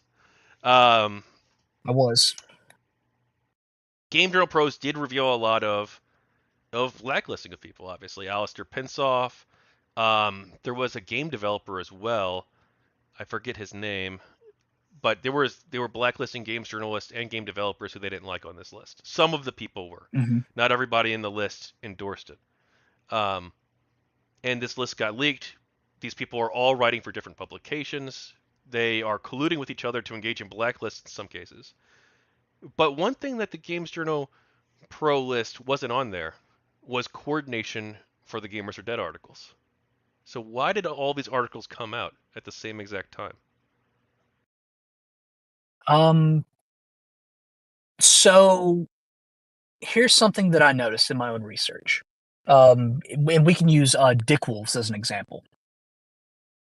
When Dick Wolves popped off for the second time, and this was 2013, um, background Penny Arcade at PAX says that it was a mistake to pull the Dick Wolves merchandise from uh, demands of people saying that it was promoting rape culture.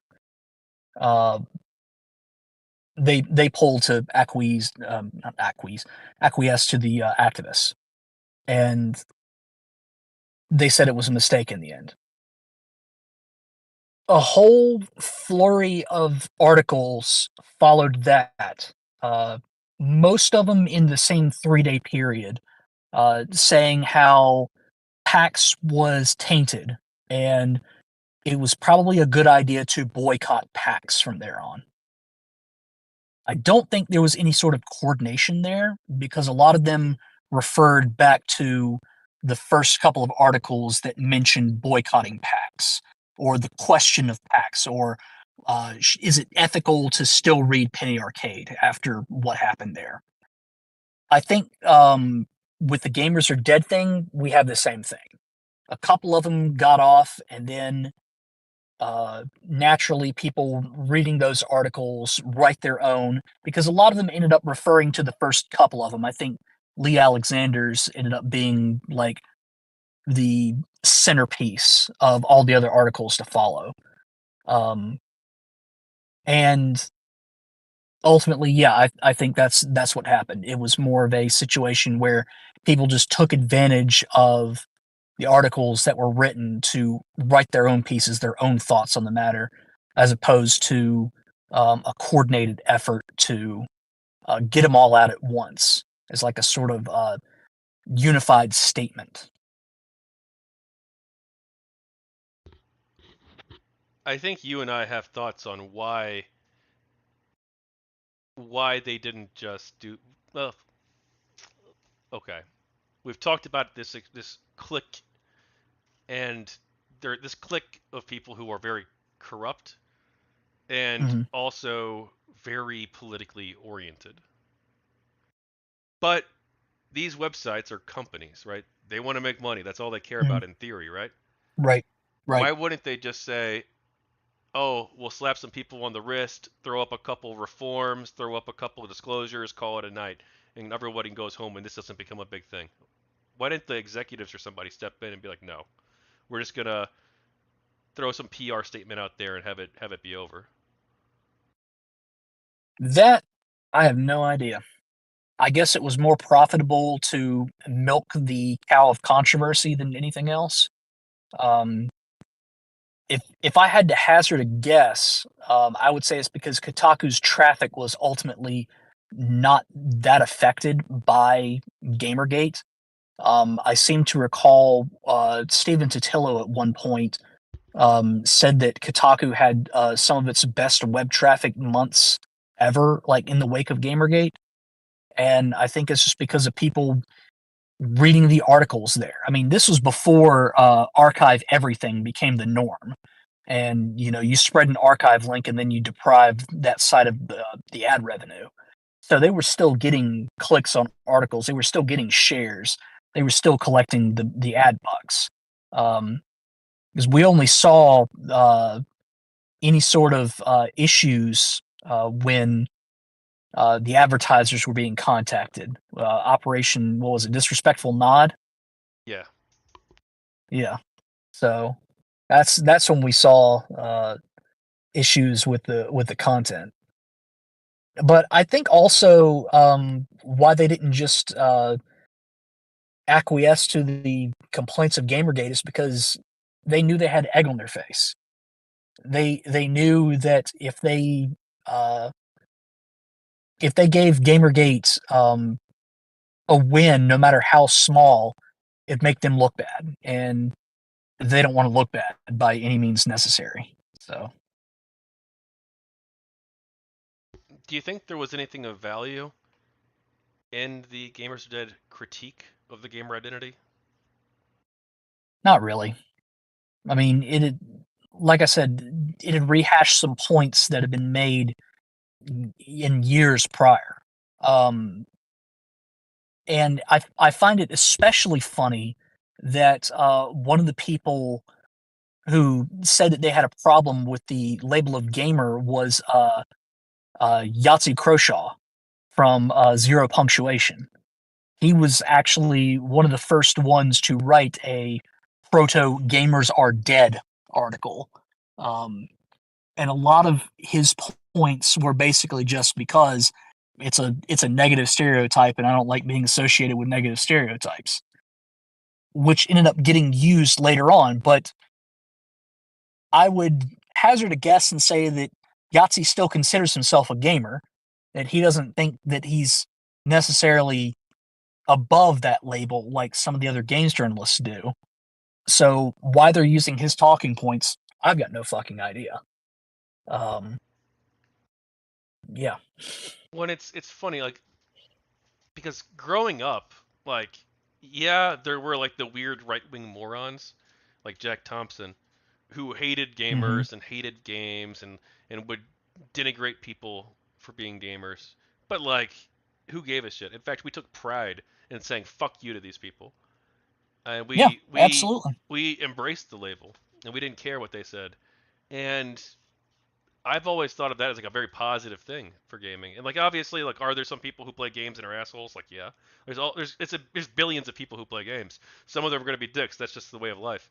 You can't no other time in Mm-hmm. history would we ever judge an entire group of people as diverse and as completely disorganized as gamers are. We wouldn't be like, oh, all golf people are misogynists or golfers are misog. Like, nobody would say this. It's like the dumbest shit ever. Nobody would ever make that claim. You'd get laughed out of the golf Mm-hmm. course. Um, Mm-hmm. but now, like the games journalists themselves want to say that all these negative stereotypes, yeah, they're actually kind of true, and we need to abandon the gamer label to fight the stereotype. And it's just bullshit. I don't see any value in it. It's If they good, it didn't make any logical sense. Like if you destroy the term to destroy the stereotype, well, why not just change the stereotype? Why not say, well, gaming is naturally for everyone, so we need to reorient um, what people see as a gamer.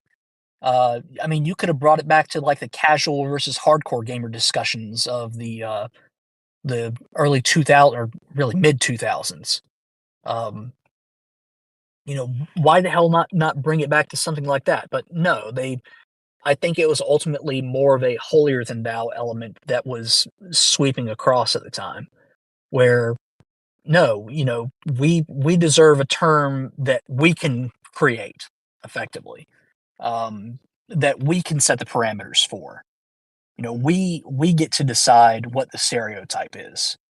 Abandoned gamer, adopt player, something like that. It was stupid. normally I would jump into the games journalism portion of the interview. But do you mind if we take it back to Kotaku in action for a bit? Because I do feel like there's Yeah, some sure. stuff to explore there. I cleared my evening for this, man. I don't know about you. Keep it going. All right. Well, hey, Kotaku in action. This was after you left, but for a while after you left, I thought things were for fine. We opened things up. People were allowed to make non-GamerGate posts, and I thought it was fine. I thought, you know what? Nothing bad happened. And then around 2017, it seemed like things. Well, that's what I noticed at least. It's like things are starting to change. The community is becoming significantly more right wing. And a lot of these people don't even seem to care about Gamergate or video games. They're just here because they don't like social justice warriors. Mm-hmm. And I started to, well, I would disagree with them on the forums, of course. And I would, and for a while, right, for a long time, these people, they'd come in, and those of us who'd been there a long time would disagree with them. And we would get more upvotes than they got. And they would even like get downvoted if they said something like actually racist, right? Like that Mm-hmm. stuff was not at all tolerated. But it shifted. Like I don't care if people have right wing opinions. I know you're more conservative, I believe, right? I lean more right. I like to think of myself as a moderate, but I do lean more right than left. Yeah, I think that's 1,000% fine. I love that you're a part of GamerGate. I love that the conservative people I've interviewed so far, um, Game Diviner, Hasio, they were conservative, and they are conservative to this day, and they're good people who are here for the right reasons. Mm-hmm. But let's be honest, man. I know you. I'm not sure if you. I'm sure you remember. I made videos. Some of the stuff got unhinged, man. People started to post actually racist stuff there Mm-hmm. on KotakuInAction in 2017 and 2018, and it actually got upvoted. I wrote about it in my book too.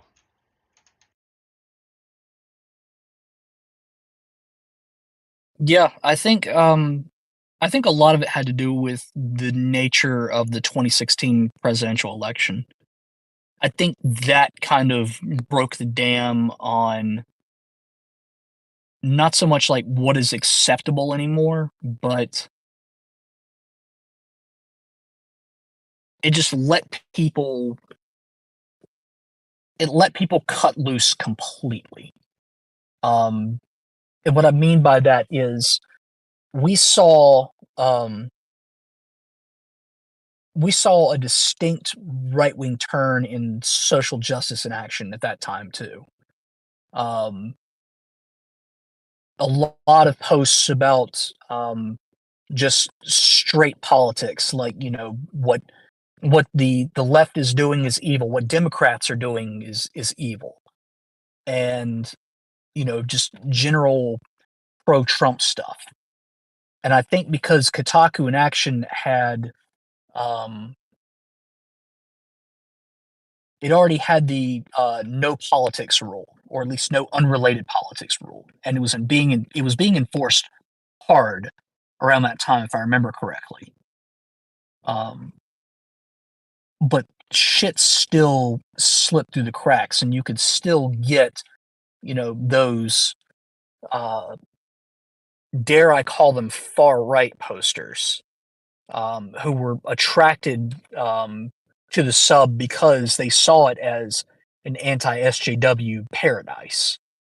I remember someone getting a post removed from Tumblr in Action for it being gaming related. And we said, take it over to Kotaku in Action. And they were like, oh, I didn't know Kotaku in Action was about video games. I didn't know they allowed video game posts there. So I think it kind of opened the floodgates for what not only was acceptable to talk about, but what people wanted to talk about. Because suddenly it's all across the aisle. You want to talk about politics, you want to talk about stuff, and you want to do it in as unrestricted of a way as possible. You know, bring back the anti-censorship brigade. Because if anyone says, you're not allowed to say didn't do nothing, they're censoring you. When in reality, you're just looking for an excuse to say the N word without saying the N word. And I'm not saying like all, you know, Trump supporters or all right wingers would be like that, but it just attracted more of the bad actors that did fall into those camps. Just so happened to fall in those camps.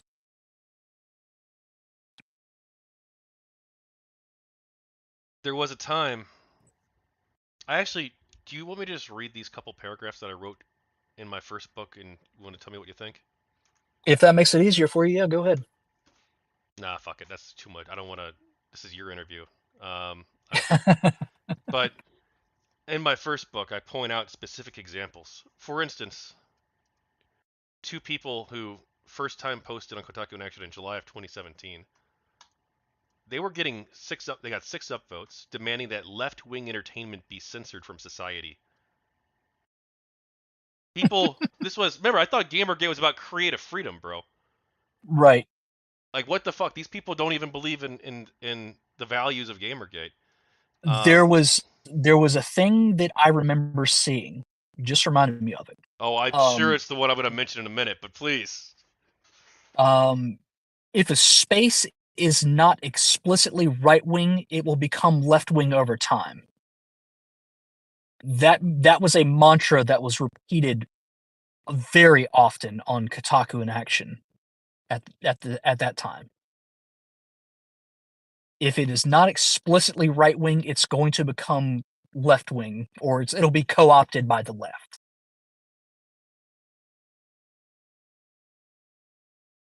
And I guess the opposite's true. If you have a 100% free speech sub, or at the time, KotakuInAction was becoming more and more like that, more of a free Hmm. speech sub, then you're going to attract some crazy people. I mean, we saw it with social justice in action. We did. We saw it. Now this, like that is like okay, July 2017. These crazy people, the community's upvoting, and six upvotes, whatever. You can dismiss that as a fluke, whatever. But then, do you remember the Charlottesville thread?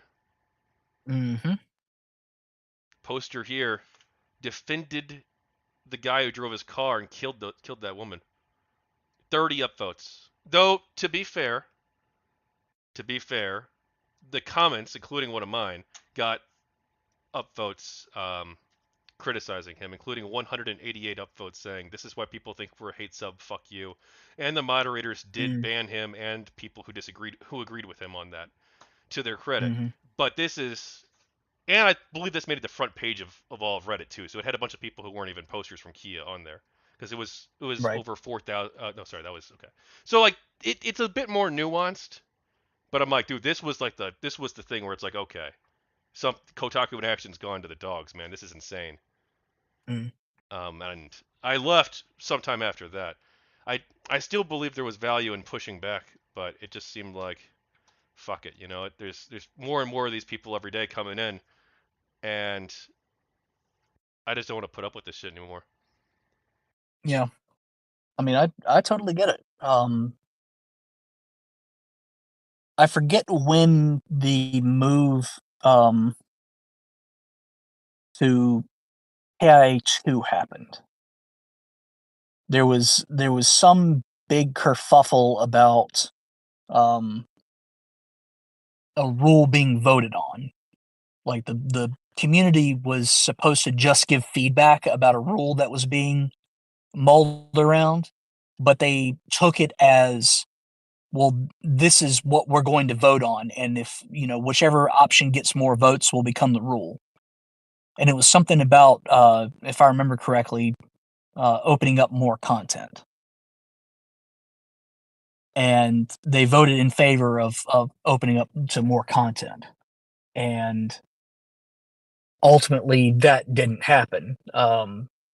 Mods took the community's voice into consideration, but decided that that vote wasn't going to be binding, and that pissed a lot of people off. And if I remember correctly, that's what spawned KIA 2, which ended up attracting, excuse me, um, more of the fringe elements and the free speech absolutists, and some of the people who wanted my head on a pike. Um, actually, people who said they were going to leave KIA a long time ago, but I guess stuck around.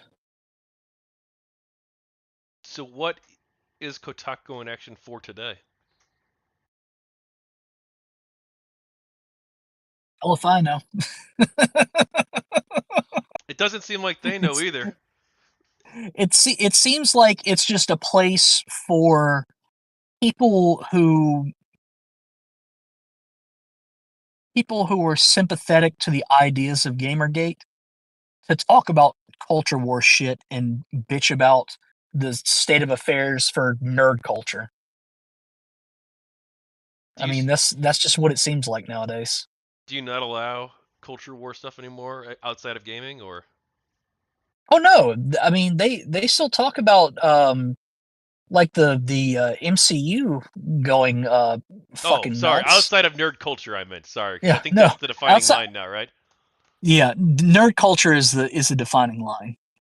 Because they wanted to, there was a some drama a couple of months ago. They wanted to talk about the Barbie movie and um the response to the Barbie movie, and the mod team was like, are they fucking serious? How the hell is Barbie nerd culture? That's like the opposite. So those posts got pulled and people got really mad because they wanted to talk about it, and one person was straight arguing that Barbie was a form of nerd culture. I mean, I think you could make the case that it is, I mean, they made a hell of a case. I didn't buy it, but they made a hell of a case. but I'm not sure. I don't know. It's you once you open the floodgates a little bit, man. We learned this lesson the Oh first yeah. time. Oh yeah, no. It's if you deviate even a little bit, I mean, it's going to go crazy. Just like my argument has consistently been this. If you open the gates a little bit, you bring in people that weren't aware that the gate was closed from the start. So they demand it be opened a little bit more.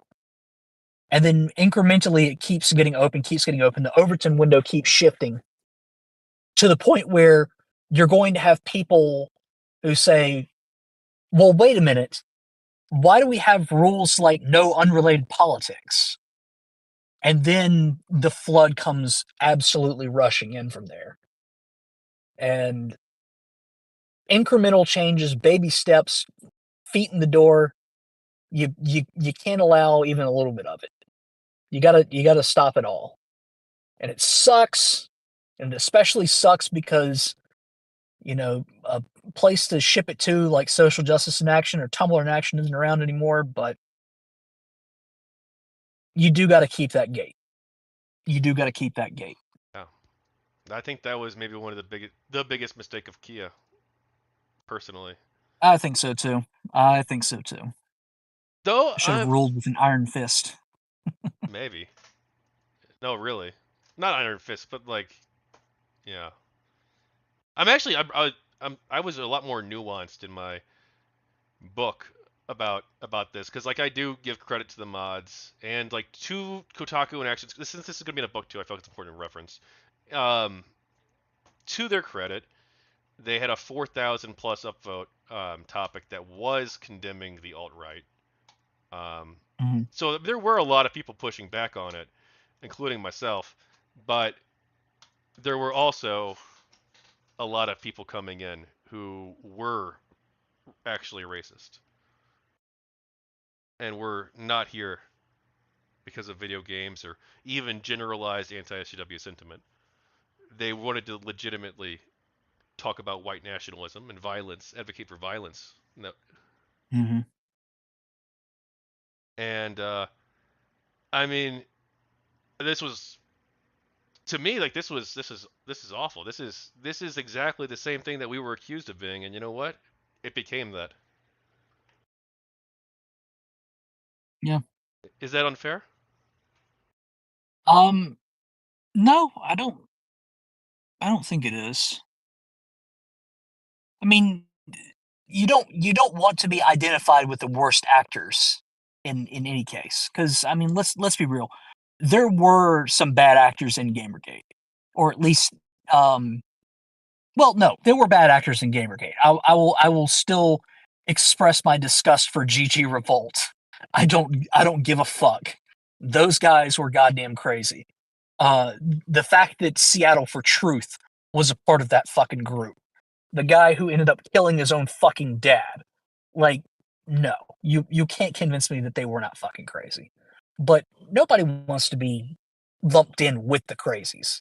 You want to section them off and say we're not affiliated with these fuckers.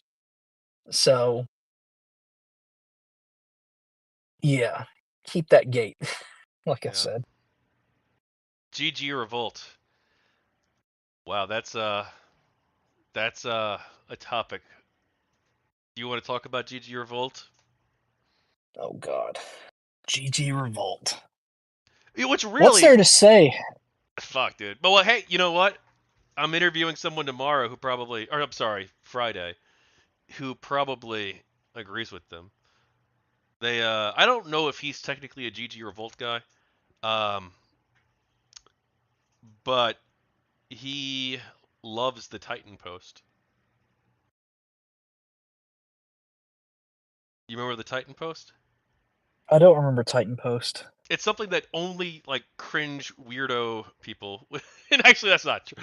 It's something that some people, especially GG Revolt types, greatly revered. Hmm. Greatly respect, and including people who like weren't a part of that community, but like thought, okay, you know what, I'm gonna, because obviously GG Revolt, fuck, dude, how do we even think about this? Because it wasn't even that big of a group.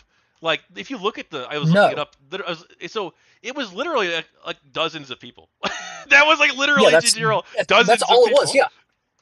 Yeah. Yeah, like the Yeah. first 3 days when they first made the forum, um, they had I think they had 500 posters like the first 3 days, and then if you look at it 2 weeks later, it's under 100.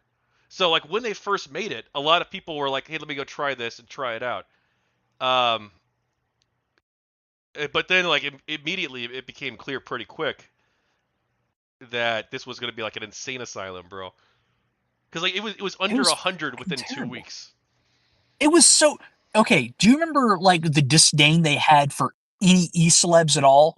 But then like the absolute boner that they had for fucking Ralph. Yeah, they loved Ralph. Yeah, and they were in Fucking loved Ralph. Ralph's Slack channel. A lot of them were. Yes, yes. Oh my fucking god. Yeah, because So were you, fucking by the way, man, but only for like I two was 2 minutes. I was there. I was there for it wasn't 2 minutes. I was there for about an hour. I popped in. I said a couple of things, and then I was like, okay, I've got better things to do. And I get a DM from Ralph like later that day that says, "Hey, I had to kick you out of the Slack. Seattle for Truth saw you in there and threatened to raise hell if I didn't pick you." What? Keep in mind, like I don't remember ever interacting with Seattle for Truth at all, ever. But apparently, like I'm enough of a fucking asshole to him that he's going to raise hell if I don't get kicked from a fucking Slack channel. Yeah. Well, you should have stuck Oh my around, man, god. because then you could have seen them dox me live. Oh man. Well, I didn't have a choice. I got kicked. I mean, Ralph just straight up fucking kicked me. And it's weird too. He was like, no hard feelings or anything. It's just, I want to keep the peace. And I'm like, yeah, I don't really give a shit. So yeah, when that list got leaked of everyone who was in there and they saw my name, that's when I had to tell the story. Like, no, I got kicked. I got kicked like the same fucking day it was created. That list though. Oh my god, dude! I don't know who did that to this day, but someone from that group leaked everything. And it's like it's on Encyclopedia. It was like I think they leaked it to Encyclopedia Dramatica, and it's just like dozens and dozens and dozens of times where like Ralph was like talking about how he how he secretly hated GamerGate and didn't and how he was allowing people to dox me on there and how they were planning to harass Cult of Vivian and all these other people, dude. Oh, dude, it was Holy whoever shit. leaked that. The funniest part of the whole damn thing is, do you know who actually defended me from the doxer? Who? Not Ralph. It was Seattle for Truth. Oh my fucking See, god! it's true. It's in the logs. Seattle for Truth. Whatever you say about him, Maybe he's a murderer, but doxing's a line he will not cross. Absolutely not. Oh my god. Yeah. I mean, Holy like, to shit. be fair, like, he murdered his dad, like, years later. So, like, maybe he, like, went crazier and crazier over time. I don't know. But at the time, he was Oh anti-doxing. god. Oh god. Yeah. By the Holy way, shit. the type. So Oh, go ahead. chat has reminded me of Meowstick goes nah I or thought about nya, bringing that however the up, but I fuck. wasn't sure we should. Because they're not here to defend themselves. So oh fuck Meowstick, man. Meowstick apparently still lives in my state. Um so I have no idea if we've ever crossed paths and just not known it, but yeah, Meowstick at least when they were modding KIA lived about an hour from me. So this is weird. Weird. What? You want to But talk yeah, about Meowstick? so Meowstick was all right, so we did an experiment on KIA where we let the users decide who they wanted to be mods. Because, fuck it. If you want upvotes and downvotes to decide everything, you should be able to decide who gets to mod too. So we let users nominate mods and vote on them. And the consensus was overwhelmingly no, we're not going to nominate anybody.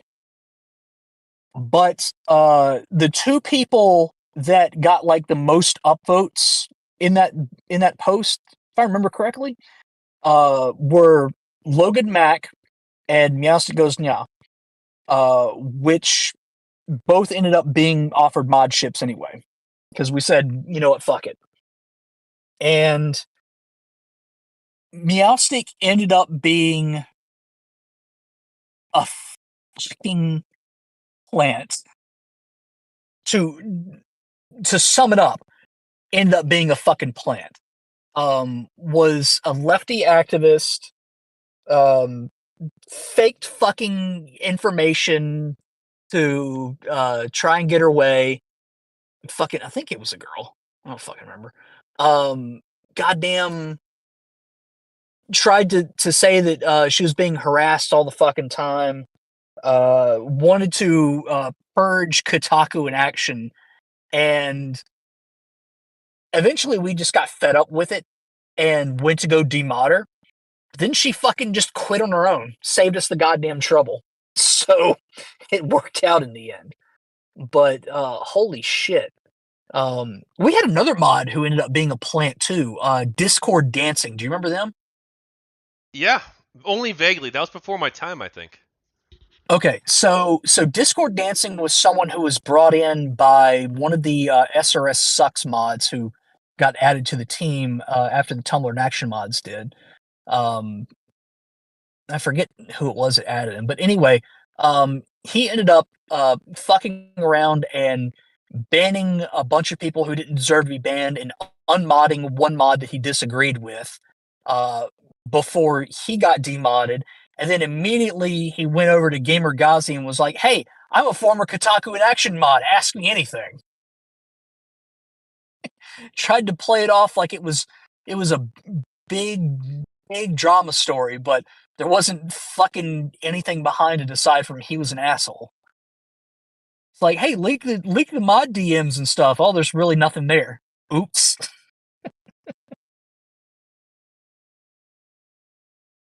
Do you think it'd be worth Corey reaching got out to? Well, see, maybe I shouldn't reach out to anybody on Reddit. Fuck. I just yeah got for. I don't know if it was hoax, so I don't want to say anything. But yeah. but yeah, I got a 3-day ban on Reddit for no reason. Because I DM'd hoax one 29 days ago, and I guess he reported my tweet, or maybe it got caught in some sort of filter. My DM. I was just like, "Hey, how are you doing after all these years? I'd like to talk." Like that's literally all it was. You've seen the DM, Yeah. Yeah, that's it. and That's all it was. either he reported it or it got But the admins sided with him. I appealed the decision, so I got a 3-day ban on Reddit for no reason. It's bullshit. Yeah, it is So maybe I bullshit. shouldn't like DM Chat says anybody on Reddit. But chat says Porygon Z guy also went a little crazy. It's funny because I was on good terms with Pori for the longest fucking time, and then he went full TDS when 2016 happened and blocked me on everything, unfriended me on. We were friends on Facebook even. Unfriended me on Facebook, stopped answering my texts and shit. Um, and then just went fucking crazy on Reddit, and I have not heard from him since. And I genuinely hope that he's getting the help that he fucking needs because Jesus Christ. we might disagree here, but I think it'll be juicy. It's not really GG related, so you can tell me to fuck off if you want. Um, Turns out that I think that the people who had the Trump derangements in him were pretty much right because Trump did end up being basically a fascist who tried to remain in power after losing the election and did campaign on racial resentment to a very high degree. I don't know if I'd call him a fascist. I think I'd call him more of an egotist than anything else. I think he just had such a big ego that he couldn't admit that he fucking lost, and that's why we're still in the situation that we are today. But it just appeals to so many fucking people, which I don't know. I mean, the fact that he just kind of like sat by and watched as the Capitol riot happened, just it really soured me on him. So I don't know. I think he's more of an egotist than anything else. I don't think he's a fascist. I don't think he is terribly like far right enough to be a fascist. I just think he's got an ego the size of Manhattan. I should probably address this in the chat. By all means, dude. I'm surprised you didn't like remember like the Titan post was like what all the GG Revolt people like worshipped, or a lot of them did. Because it was made, I believe, like right when GG Revolt was created or shortly thereafter, and it was this post. QQ did a video about it too. I think I know who the author was, but I'm not gonna say. QQ, I haven't heard that name in a long time either. Holy I want to shit. interview him too because he's like the ultimate like revolt perspective, but he's also like the friendly face of revolt. Like Mm-hmm. he's Right. he's like if you want to talk to a revolt person who's not a complete lunatic, you go to him. If you ever wanted to for some reason, but I don't. given how much like the rest of GamerGate destroyed revolt and like from their perspective, right? Probably we threw them under the bus. But the reality was like they were Oh yeah. like legit bad actors. So we had to They throw them were. under the bus. Yeah. Not And everybody and maybe, but like a lot of them were. it's funny too because I think they ended up representing more of like the far right element of Gamergate, or at least the fringe right element of Gamergate in the end. Um, so they ended up being unintentionally the ones that we pointed to and saying, no, they're the bad actors, not us. I think that was mostly true. But I mean, it's look who Ralph turned into. well, Look who yeah. look who Ralph ended up being, and he was their darling. So But like, there was it's so because dude, some of those GG Revolt people I'm pretty sure are harassing me to this day, dude. I got this guy. I'm pretty sure I know who he is. I can tell you off air. He was a revolt guy. I'm like 99% certain on this. mm. You can tell. You can always tell when it's revolt. Let's be honest. But I'm pretty sure I know exactly who it was. They were a revolt guy, and he was when I came back on Twitter and on social media after like a 3 year long hiatus.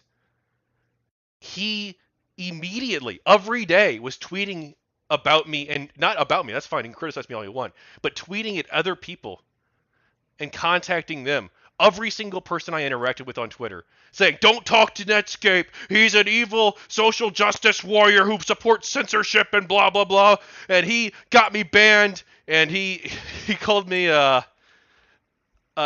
name I probably can't say on YouTube, and like, which is fine, like whatever. Like I have tough skin, I don't care. But like, like every day for months, this guy was obsessed every day, and I'm like, dude, this guy's got like mental health problems. Like, I feel kind of bad for him, almost.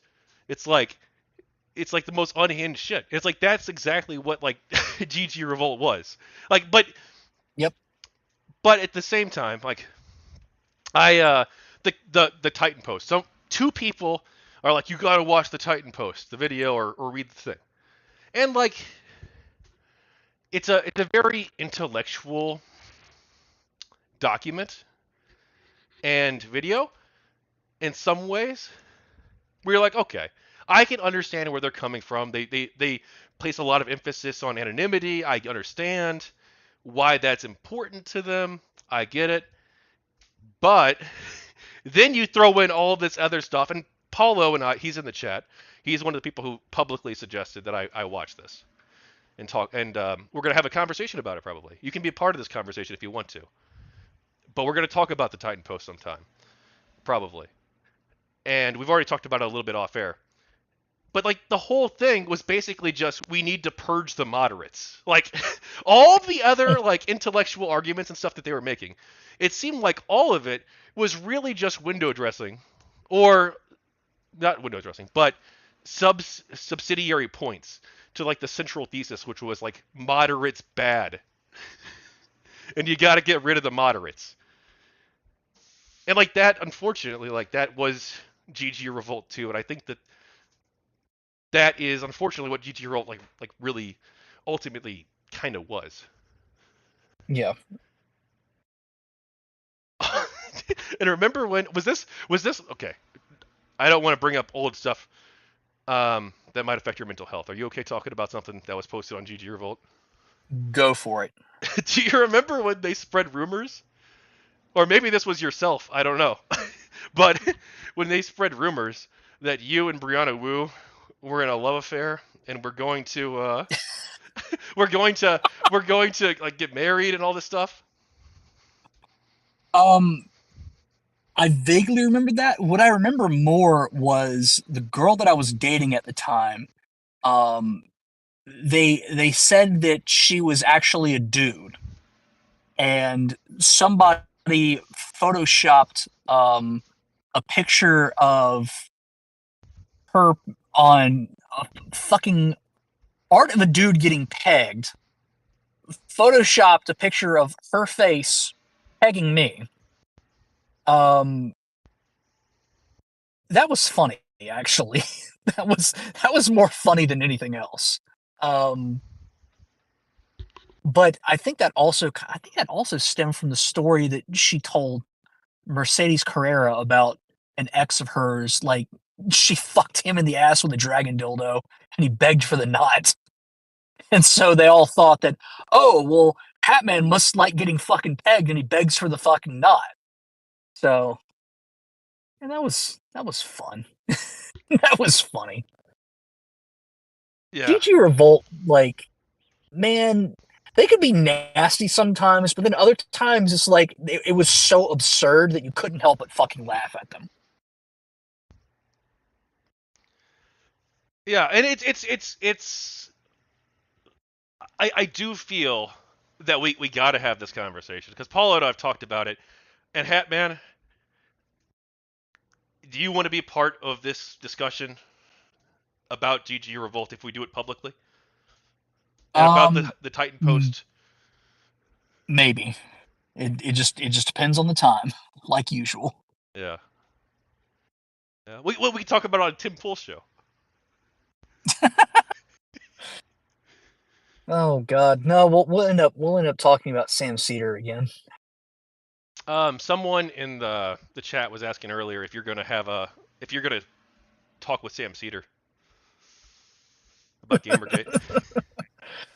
No, I'm too scared. Well, I understand. He's a scary guy, dude. He's so bad faith, you know.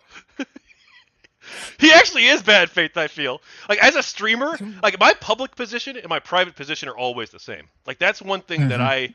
when I was in GamerGate, um, I was kind of a milk toast, like moderate guy who didn't like ever try to rock the boat too much, except for like I in the beginning I was like trying to keep everybody happy, be on everybody's good side, and then I'm Right, like, right. and then of course GG Revolt happened, and I'm like, nah, dude, I can't tolerate this shit in my community in my midst. So I went to war with them, and you did too, and Acid Man, and pretty much everybody Hmm. else. Like we weren't going to tolerate this shit because they were Oh actual god, Acid harassers, Man can dude. tell you the war stories. Oh, he's going Acid to. Acid Man, God, he had a whole damn file on him, like all of them. He's only doing text though. He's not going to do a voice interview, dude. Oh damn, I know, right? It would have been fucking amazing. damn. Oh my god. He should Oh. still do it. He should still do the voice. Oh, he's Well, I got to. know. I think he's been doxxed before, I'm pretty sure so I multiple think times. I'm also yeah. interviewing the I think. person who claims they doxed him, which like isn't like super Pterodax. Oh Jesus. I'm interviewing Pterodax. Oh God, fucking Pterodax, you got him? Yeah, dude, he's on board with the program. Obviously, like Holy shit. he was not one of our people. But I'm interviewing him as a third party troll. I think that's it. I wasn't going to. I wasn't going to. But Koretsky convinced me. He made a really good argument. They're part of the story too. If you want to have like a complete journalistic Mm, accounting, you gotta interview the yeah, trolls. yeah. I agree. I agree. So I'm doing it. Ask him if he was the one who ended up doxing me. If he was with the Bill Wagner crew at the I time, don't think he because was. he still to this day follows me on Twitter. I don't know why. I don't know where the fuck he came from, but still fucking follows me. And I've always wondered if he was part of that crew or gave them the information or something. I don't know, but it'd be interesting to find out. Well, maybe he was. I don't know if he was Bill Wagner though, because the Bill Wagner people, I think you No, would agree. he wasn't Bill Wagner. Yeah, he might have worked with them though, because a Yeah, lot of those trolls would work that's what I'm together. thinking. Yeah, Yeah. and well, he claims I've got like receipts, dude. But like whatever, like I'm not going in to like persecute him. I don't think prosecute him. Right. Like unless he like openly lies about stuff he did, right? But like it's more about Right. understanding the culture, the mindset, the mentality of the troll. I feel that's the good Right. interview because no one in the media Right. actually does that well. Like when the mainstream media interview trolls, they always botch it like crazy. So I want to be like the first person to do like a good interview of a troll. Yeah. Well, I think it's a fundamental misunderstanding of what a troll does. Like they don't get doing it for the they fundamentally don't like you have to, or not really have to, but you at least had to be on the internet when doing it for the lulls was a thing. You it is sort of like a you have to have been there to understand it almost. So I know you've talked about this. Normally I save the harassment stuff towards closer to the end, but you've mentioned it. Do you want to talk about the harassment that you received? I mean, there's really not a whole lot to tell. Like, I got some nasty DMs on Twitter. I've always kept my DMs open. I never close them. I got some nasty DMs on Twitter. Um, GG Revolt. Even if I was involved with that, there were still other people there that were talking shit and trying to plot stuff. I didn't have a hand in that. Reddit, I got some fucking DMs on Reddit and openly fucking got chased around to other subs on a couple of occasions by people saying like, you know, what the fuck are you doing in KIA? Like, why don't you step down? Why don't you resign? Um, Shit like that. It never felt threatening. I never felt scared. I was just more annoyed than anything else. It more felt like a trolling attempt than straight up harassment. Um, that's why I never liked to draw attention to it. That's why I still don't particularly like to use the word harassment about it. Um, because it didn't feel that way to me. It just felt like more of an annoyance than anything else. Well, there was some. I'm not maybe you didn't mention it on purpose, but there was something that happened more serious to you. Oh, getting doxxed? Yeah. Yeah, I mean that happened, but that was part of the. Actually, I mentioned it with Pterodax. It was with Bill Wagner crew. Yeah. Yeah, they posted my docs there. I wasn't using that address at the time, but that was the address that I had before I moved for college. So they got an old address of mine, but it was legit. And yeah, it was Bill Wagner crew that did it, and it was in a dump with a bunch of games journalists, and then like somebody from God, was it V or was it GG on 8chan? It was somebody. It was one of the board owners on 8chan, and then I was in there too. But most of it was just games journalists. And you would think, oh well, this proves that it's third party trolls, fucking with people and doxing them, not gamer gators. But hardly anybody fucking picked up on it. So it's weird. I still got the receipts. I've saved I saved the page where it was. I screen capped everything. I've got all those receipts. So that did happen. Yeah. I got the Nobody receipts. can tell me it didn't. Well, it's you. It was, dude. The Bill Wagner crew. They were doxing everybody. They doxed me. Yeah. They tried to dox Cece, Silverwolf Cece, if you remember her. I Hmm. interviewed her a couple days ago, or like maybe like a week and a half ago now, and she was talking about how they tried to get her. And dude, like, they were going after everybody back then. And Yeah. like they were the ones who were like actually engaging in the harassment that we got blamed for. Yeah. But nobody wanted to talk about it for some reason. I guess because like at least in my case, I can't speak for everyone else who did get doxxed, but in my case, I just reported it. It was a paste bin that I reported. I reported the Twitter account that was reposting everything, all the people that had retweeted it, and just went about my day. And sure enough, it got pulled. I think within 24 hours, the accounts were banned. The paste bin was pulled. It was gone. I just didn't draw attention to it. Yeah, I I didn't draw did attention what to it I either. was supposed to do. Well, and it's funny. Or it's not funny, but it's like interesting that like the GamerGate people when they got harassed were generally pretty quiet about it. They didn't go make a big deal. Hmm. They didn't talk to the press. They just like, hey, if you ignore the troll, they'll go away. That's true. Like if you ignore them, they will go away. Right, right. Um, Yeah. oh, but like obviously the people in the anti-GamerGate community when they got harassed by the same people who were harassing us, they ran to the press and they said GamerGate did this. And like, which isn't to say that there Hmm. weren't rogue GamerGate people like Ralph, obviously, and like other people. Like John Kelly probably. So there were Right. 3 attempts at doxing me throughout GamerGate. Well, first attempt, they got some other random guy with the same name. Oof. Yeah. The second attempt was the Bill Wagner crew.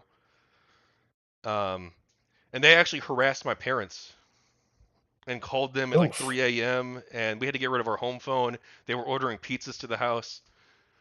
Yeah, it was not good. I filed a police report at the time, but the cops, they don't fucking, especially back then, they didn't do anything. Um, and then the third time was John Kelly he was with GG Revolt at the time. I'm sure you remember. Hmm. Yep. And I mean, it wasn't even like I don't even know. He wrote an article including personal information of me in it for no journalistic reason whatsoever. Like he included he, at the time I played it off as if it was my current employer because it wasn't. But he included my employer, which was never made public whatsoever. I never made this public. He I think I know how he got it because I had like an old Twitter account that was under my name and for that employer. It was a work account. just for Hmm. work. And I never used it. But I think that's how he found out where I worked. But that information was years out of date. And he put that out there in an article, like GamerGate supporter works for X company. And it's like, bro, come on, dude. What the fuck is this shit? Like this is I like this is so obvious you're trying to get me fired, bro. He's like, "Oh no, I just wanted to talk about it." It's like bullshit, dude. Fuck you. And that's when John and Just wanted to talk. I wanted to I'm just try having and a save him. conversation.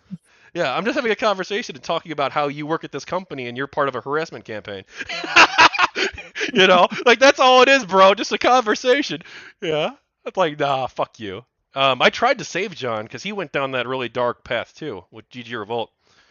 Because I knew him from before Revolt, and Hmm. I wasn't able to pull him back from the brink. And at that point, I just gave up after he pulled that shit. I'm like, nah, dude. But they say he's in a better place now. They say some people say he's been reformed. How do you think about all this shit? Like, because obviously back then, dude, like there were a lot of crazy people, um, who we interacted with, and you and I, as especially you, as Hatler, right? you Literally interacted, Hatler. yeah, you interact with these people all the time. So did I. I ran a major Discord server for GG and was a major YouTuber at the time, like getting hundreds of thousands of views on a lot of my stuff, tens of thousands on a lot of my stuff, hundreds of thousands on some of my stuff. But like I was getting a lot of attention too, a lot of negative heat. And like I don't hold any grudges. Like even against John Kelly, like I don't care. It was fucking 9 years ago, dude. Whatever. Who gives a Yeah. shit? But like, how do you think about that? I mean, I guess I'll tell you what I said to you in Twitter DMs a while back when somebody was talking shit about me. Um, I don't really give a fuck anymore. Yeah, it was 9 years ago. I don't care enough to relive old drama. I've moved on. Old bullshit like that doesn't bother me anymore. I've got better things to do. Yeah, and it's weird too because I have this weird mixed sort of feeling about talking about it because like on the one hand I really don't actually hold any ill will towards Ralph or the Bill Wagner crew or John Hmm. Kelly or anybody, or even the people who got me canceled from Archon. I don't hold it against any of Hmm. these people or the GG free for all people who, like, I wouldn't even call what they did harassment. Like at the time, maybe I played it up a bit too much about what they did with like Neotechny and Oron and stuff. Because you remember what they were doing Hmm. on GG free for all? I don't remember GG Free for All much at all. Okay, okay. You didn't miss a whole lot. It was blood sports, GamerGate blood sports. But then Oh Lord. after people left the subreddit, because like people, like, a lot of people jumped in and were like, "Oh yeah, blood sports, let's do it," and then they moved on with their lives because years had passed. But people were still tagging them in posts constantly and being like, "You're a dumb bitch, fuck you," and like to Neotechny. Oron says that they're still harassing him to this day. But like, do you call that harassment? Like, Jesus. I mean, it's kind of weird, dude. Like, it's like these people left the forum years ago. Why are you still talking about them? Now it's private, Some but people just for a don't have while, lives. yeah. And like I called that harassment in a video criticizing that aspect of that community, and like maybe I overplayed it because like it's like shitty behavior, but it's like you're insulting somebody who's not on your forum anymore and you're tagging them in so they get the notifications. Like it's not great, but like Hmm. is that really harassment? I don't fucking know, man. Because it's not like doxing or anything bad. Like I mean, it's bad. It's like it's just like oh hey, it's like it's insults basically. So I don't know, but like Oron, dude, he considers it harassment what happened to him, and so I don't want to like diminish like the negative reputational damage that he's received because they also like they fucking followed him around to other subreddits, and I don't know, you know Oron, maybe he told you about this, but he talked about it publicly in my interview with him. They'd follow him Hmm. around to other places and like accuse him of being a misogynist and stuff, and try to destroy his reputation. So like, I mean, that probably is back closer to real harassment. I don't know. I don't Yeah, know. that does. Yeah, that comes a little. It cuts a little closer than what happened to me. I mean, I got like the worst that I got was um your girlfriend pegs you. Like, okay, that's all you've got, really? It wasn't anything beyond that for me. That was about the worst of it. So,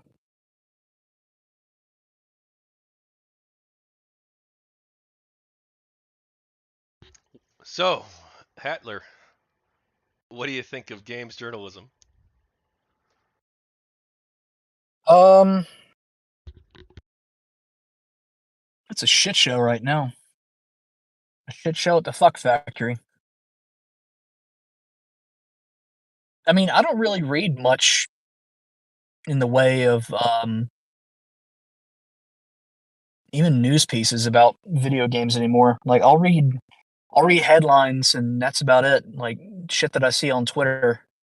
Occasionally, a YouTube video or two, but I don't read much anymore because at least it all feels like fucking clickbait. And I think that's kind of why, like, you see games journalists yearning for the days of Gamergate or always trying to bring up Gamergate as a boogeyman because that's what drove traffic. That's what got them their reputations, and they want to bring that back by any means necessary. Gamergate 2, Electric Boogaloo, but yeah. What kind of reforms would you have liked to have seen happen? Oh God, I would have liked to see a few people get fucking fired. Um, what was her name that ended up becoming editor in chief of Kotaku? Patricia Hernandez. She should have been fired. She should have been let the fuck go. Like there were so many issues with her pieces, and they kept her on, and she ended up falling upwards all the way to the EIC position. Like that is unfucking believable for me. But some heads needed to roll, and I kind of wish that GamerGate had put out like a list of demands for like not necessarily who should have been fired, but at least like demands as to what would end GamerGate, quote unquote, um, and letting the more letting the God, dare I say the word problematic, but it's the most appropriate word to use. The more problematic journalists go. Um, Patricia Hernandez, Ben Kuchera, hell, Nathan Grayson probably should have gone too. But those types, like, cut them because they clearly weren't doing their jobs very well. They clearly had agendas to push, and they weren't worth keeping around. That should have been like a non-starter. We got the disclosure statements at least. They edited all the articles for that. And all the new ones had them in there. They said they weren't going to donate to anyone's Patreons anymore, but who knows if that actually, came to pass. Maybe some people had to do it on burner accounts or something. Um, Well, I don't do the Patreon thing. I don't like do that. Like if you're donating like $3 to someone a Patreon or to a Kickstarter as a games journalist, like I don't think you should probably like even like have to disclose that probably because like unless there's a quid pro quo or there's like some other benefit that they're getting. I think that constitutes enough of a relationship that you should have to disclose it. I mean, it's a financial relationship at its core. So I think that should have to be disclosed if you're writing an article about the person you're donating to. Like that's you know them well enough to give them money. Like what does that say about you? Well, I donated money to a couple of the people that I'm possibly interviewing. I gave a little bit of money to like $5, to actually maybe like $10 to Liana Kersner and to Sargon. Mm. $10, you could have bought us something off Lookout. I know, right? What a wasted opportunity. But like back then, like for a while, I'm like, you know what? I should help. Well, I wanted to support Liana Kersner because I'm like this is what good a good critique of Hmm. of games from a feminist perspective could be, and I want to like actually support that.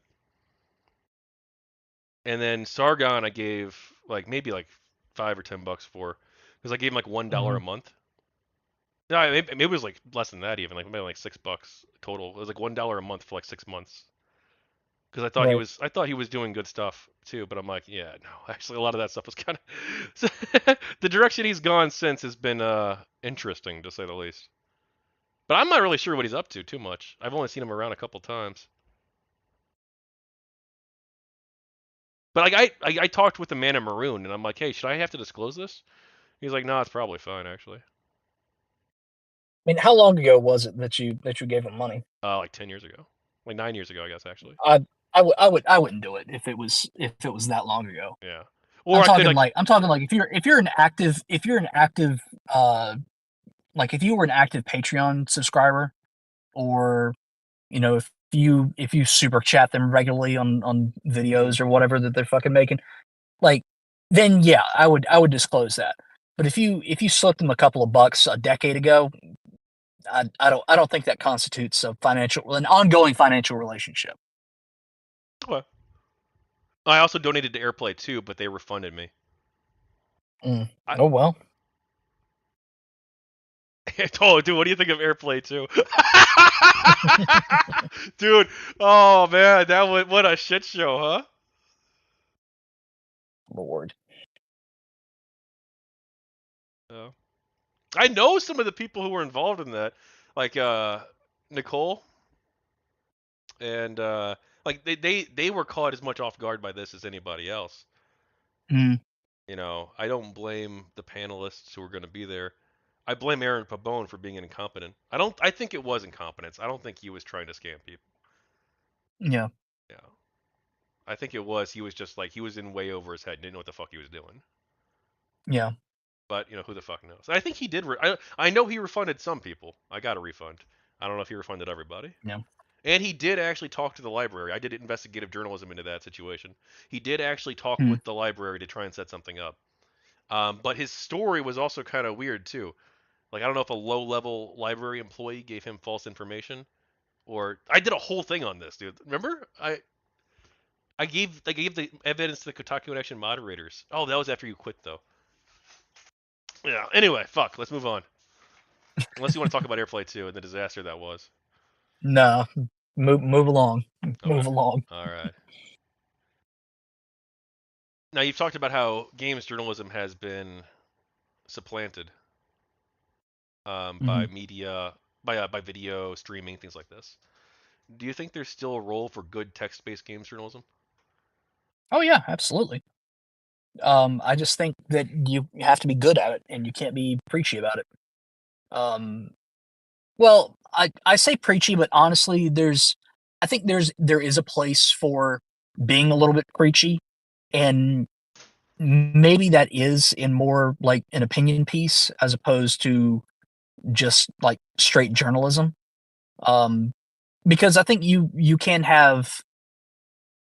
Well, let me frame it like this. I think too many games journalists want to be essayists now. They don't want to do the work of journalism. They want to just give pure opinion on everything. Like the idea of being a game reviewer appeals to them so much that they want to review literally everything, if that makes sense. Um, they want to dive into every last element of a game, write their picked apart opinion piece about it, and then go off and do the same thing, look at another game with the same critical lens, do whatever. Uh, but that's more of the essayist than the journalist, I would argue. like a Ta-Nehisi Coates. I wouldn't call him a journalist. I would call him an essayist because that's what he does. He writes essays and on occasion books, but none of them are good. Um, but yeah, I think that's what most of them want to be. But you lack that sort of investigative quality, the drive to really tell a story as opposed to just write a piece. If that makes any sense at all. Jason Schreier, for all his fucking faults, I think is a brilliant journalist because he actually does the work. Like he puts in the hours and does the work. Now, of course, he didn't put in the work when it came to the Activision bullshit. But Oh, the Blizzard situation, yeah, but the sexual harassment. yeah, but no, he's still got a lot of positive shit under his belt. So I can't call him a bad journalist in the slightest. He knows what the fuck he's doing. I and I wouldn't call him an essayist either. He's not a very good person, mind you, but he's a damn good journalist. Yeah. Well, So on the Schreier thing, I'll let you finish. Sorry, I'll because I feel no, like go. I had someone I'm else pretty much thought this. done. So go ahead. It was slightly more nuanced than like he Hmm. knew that the harassment was happening and did nothing to stop it or investigate it in any way. Like it was slightly Hmm. more because I think he did say, "Fuck, I don't have the exact quote," but he did say something along the lines of, "I always heard rumors, but I couldn't confirm." I think he said something like Hmm. that, and maybe he didn't look very hard. I don't know. But like it Right. wasn't exactly I turned the other cheek. That's not exactly what he said, which is like how people frame Yeah. it sometimes. Not you, but like I've heard that framing. Yeah. I mean, I kind of get that. If he's trying to confirm a story, like that's different than just sitting on it.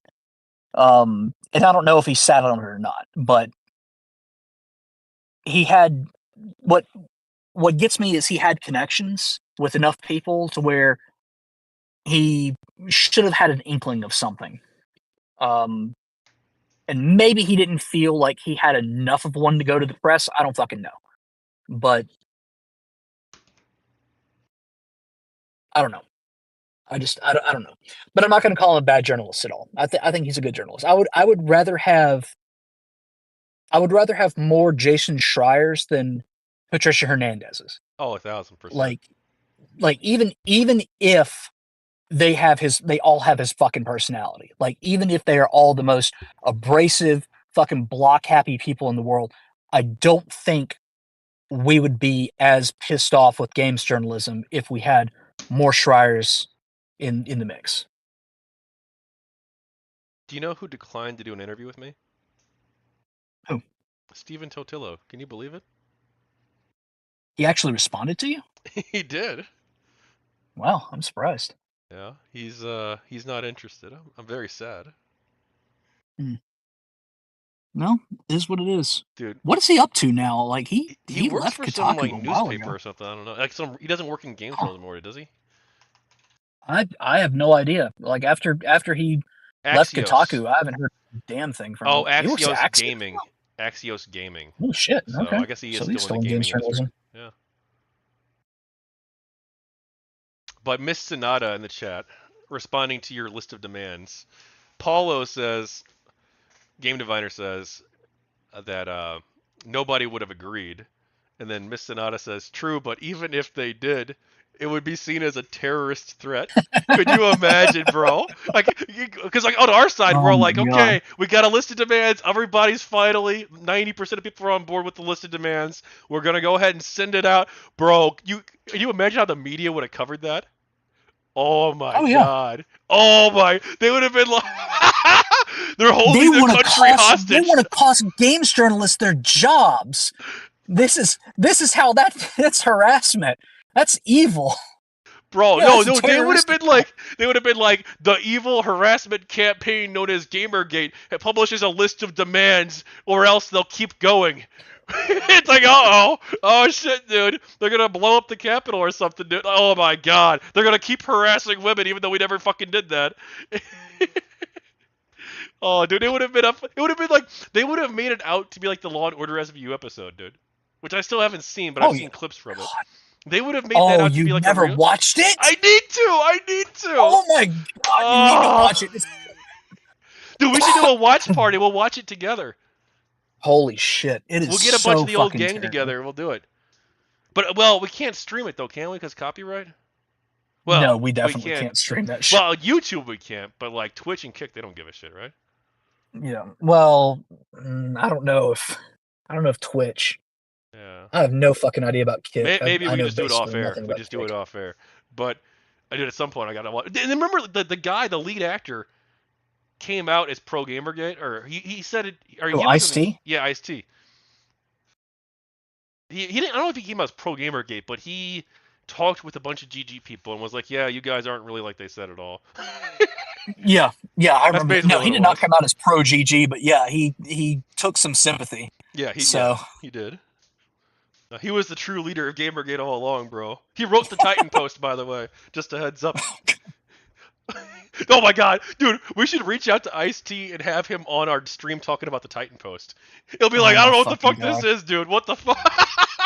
Oh my fucking god. So Ice T, what do you think of GG Revolt? Do you think Acid Man is running GamerGate HQ well?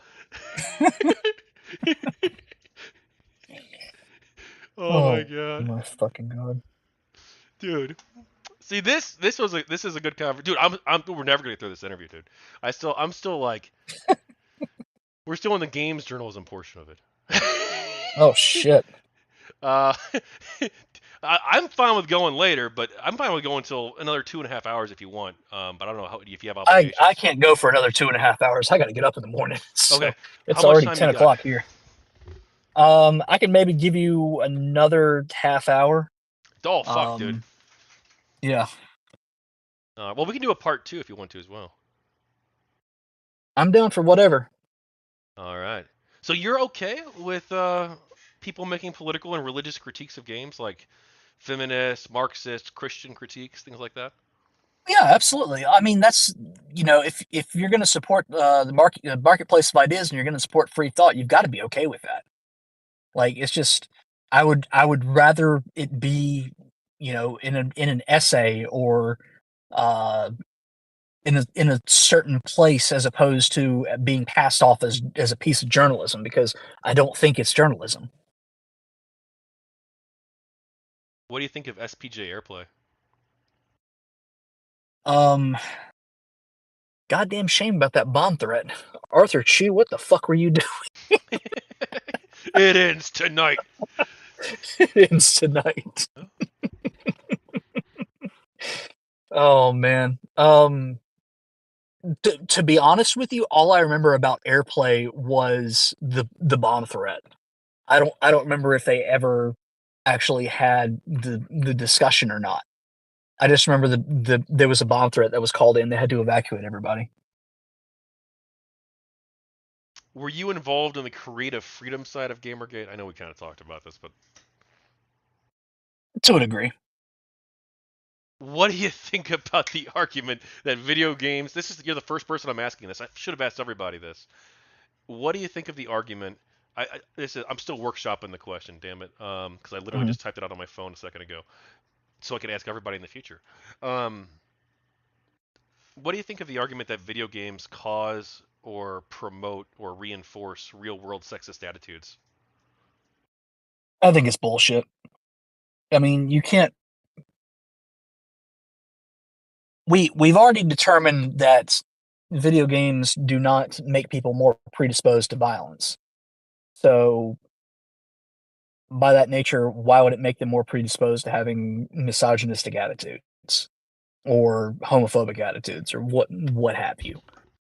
And I think honestly, Stephen Colbert brought that up when he interviewed Anita Sarkeesian too, and she gave kind of a non-answer. So yeah, I'll say the exact same thing. Like, we know that it doesn't cause people to turn into violent maniacs. So I think it stands to reason that it doesn't make them turn into sexist maniacs either. Well, dude, we could go like 2 hours about that alone. So maybe we should do a second interview sometime. You think? Maybe. Um, because I want to offer more critical pushback, but you only got like 25 more minutes. Because I Yeah. feel like it's important for me to offer critical pushback in the discussion, and I feel like there's a really good, healthy discussion to be had about whether or not. Well, I think I agree with you. By the way, I don't think that video games cause real Mm. world harm, and that we shouldn't censor them. And like, even if it's like, oh my god, we could go fucking 2 hours on this, dude. We could go 2 hours on this. We could, but you know, we'll table this. Were you involved in like the discussions about? Now you viewed this as not GamerGate though, right? The creative freedom stuff. Overtime. You didn't view the creative freedom stuff as being GamerGate related though, did you? Um, I mean, to a degree, it had something to do with censorship. When that kind of got pulled in as a core tenet of GamerGate. Um, yeah.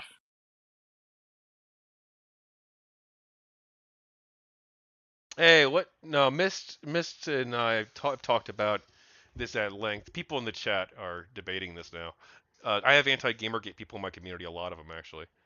Hmm. I should get you in touch with them. You'd probably get along good. Plus, dude, I'm sure they all want to talk to you, the fucking leader of KotakuInAction. Oh God. Yeah. Some critic. Oh, what do you think of? While we're on the creative freedom side, I'm skipping a bunch of questions. What do you think of companies censoring games when they bring them over to the West? Oh, the localization bullshit, or Yeah. what Sony is now doing worldwide. Oh no, it's bullshit. Like I think people can. I think people are mature enough now to not need localizing the same way that like 4Kids did it for anime so many years back. Because I remember, God, what was it? Fire Emblem Fates got localized to hell to where it like destroyed a lot of the narrative of the game, and I fucking hate that because we end up losing out on um, actual plot just to, I guess, appease the people who think that we're not mature enough or somehow not worthy enough to receive it. Like, yeah, if you're gonna get a game from Japan, like naturally some of the cultural elements are gonna be different, and sometimes you can't really bridge that. So, you know, do the best you can with it. But don't like stick in a goddamn meme or like a "rar" means "I love you" in Dragon and say that, that's doing your job, because it's not. Like, fuck that shit. Some critics argue that Gamergate was mostly or entirely right wing. Do you think that is accurate? Absolutely not. And I think we talked earlier about the fact that Kotaku in Action was more like libertarian left, or at least like classical liberal in its early days. And I think that rings true for most of Gamergate. Um, I think the ones that remained um, after Breitbart really got involved with Gamergate were more right wing. But before that, like at the height of Gamergate, um, I think most of the people involved were left wing or libertarian left.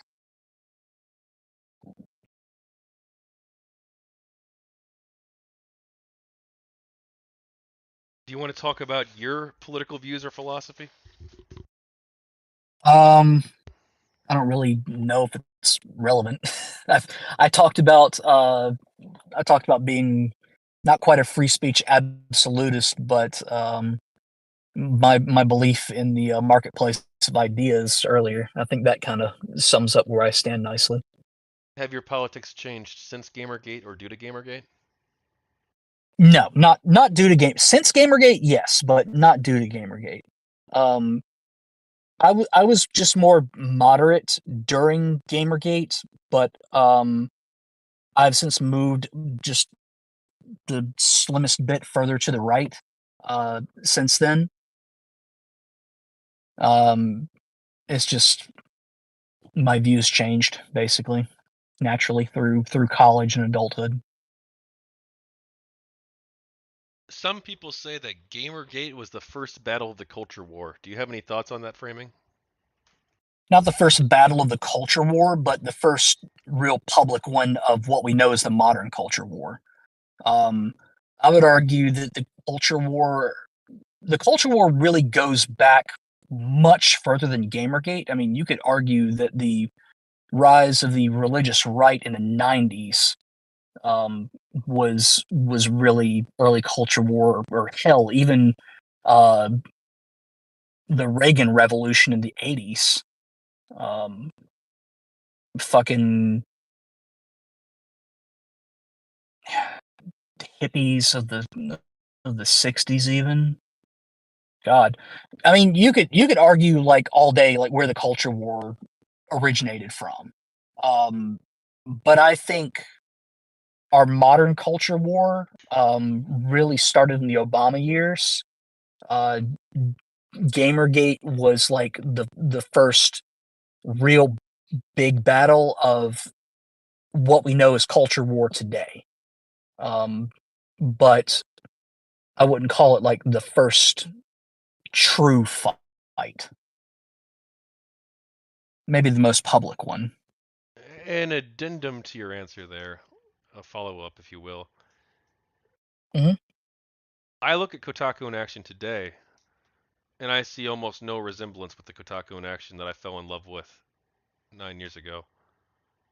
It mhm, seems like on the culture war, it seems like they just became culture warriors. Those who are still left there, still posting, mhm, now.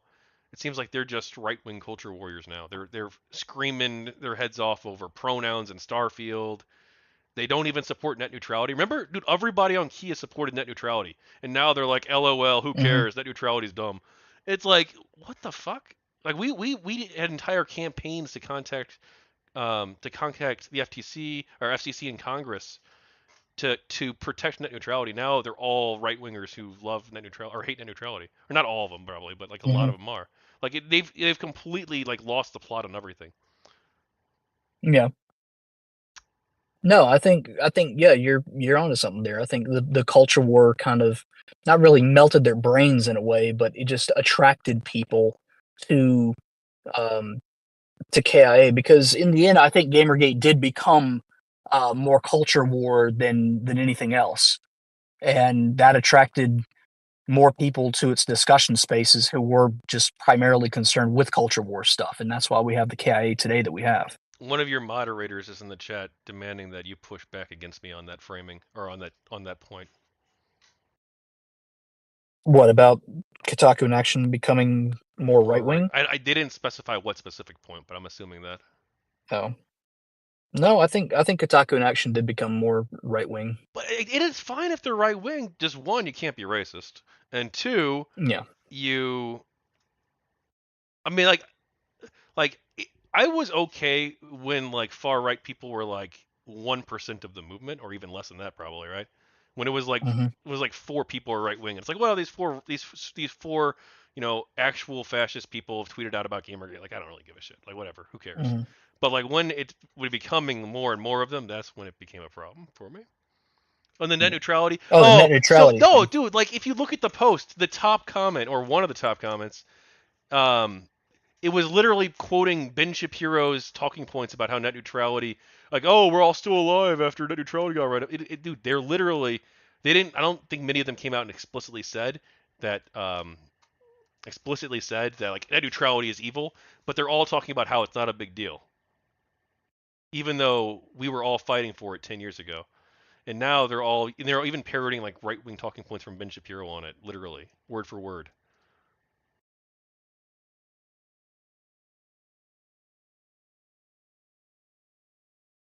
So I mean, I I don't know. wouldn't know. I don't remember anything about the net neutrality posts. So Yeah. Anyway, I mean, what do you think of the framing of Gamergate or the reaction to it being a moral panic? a moral panic?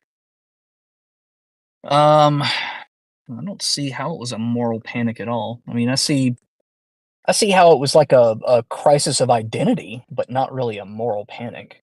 That's more of a framing for that people who believe in the creative freedom side of GG. Hmm. But I mean, hey, no Yeah, talent, I don't. dude. They're saying that I'm lying about, or not lying, but like exaggerating the the amount of pushback on the net neutrality stuff.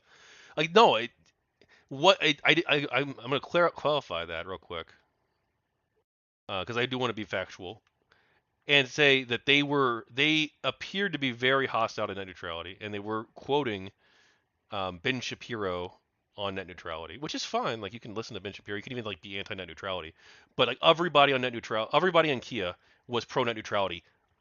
Hundreds, possibly thousands of upvotes on tons and tons and tons of threads, dozens of threads. Everybody was for net neutrality. Now they're all either against it or, well, I don't. There was basically nobody in that thread defending it, or very few. All the top upvoted comments were against net neutrality, or at the very least, making fun of net neutrality as a concept. So no, I'm not. You you might read that and be like, well, they were just joking about net neutrality being dumb, and be like, oh, well, they don't mean it or whatever. Dude, but you're not gonna read the tea leaves here. There's obviously a change in the community, and Hatman even recognized that too. Not on the net neutrality thing, but other. Oh yeah, dude, fuck you. I'm not gonna go through. I'll link the thread to you after, okay? But right now in the middle of an interview. What do you think of the framing of Gamergate as a battle within the left between those who believe in small L liberal democratic values and those who don't?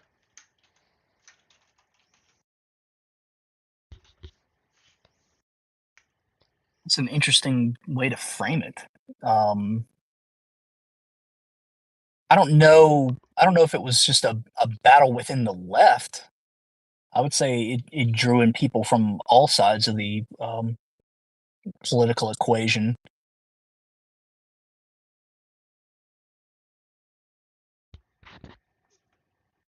Did you ever change anybody's mind on Gamergate? If I did, I don't remember. If I did, I don't remember them. How could the Gamergate conversation have been more productive?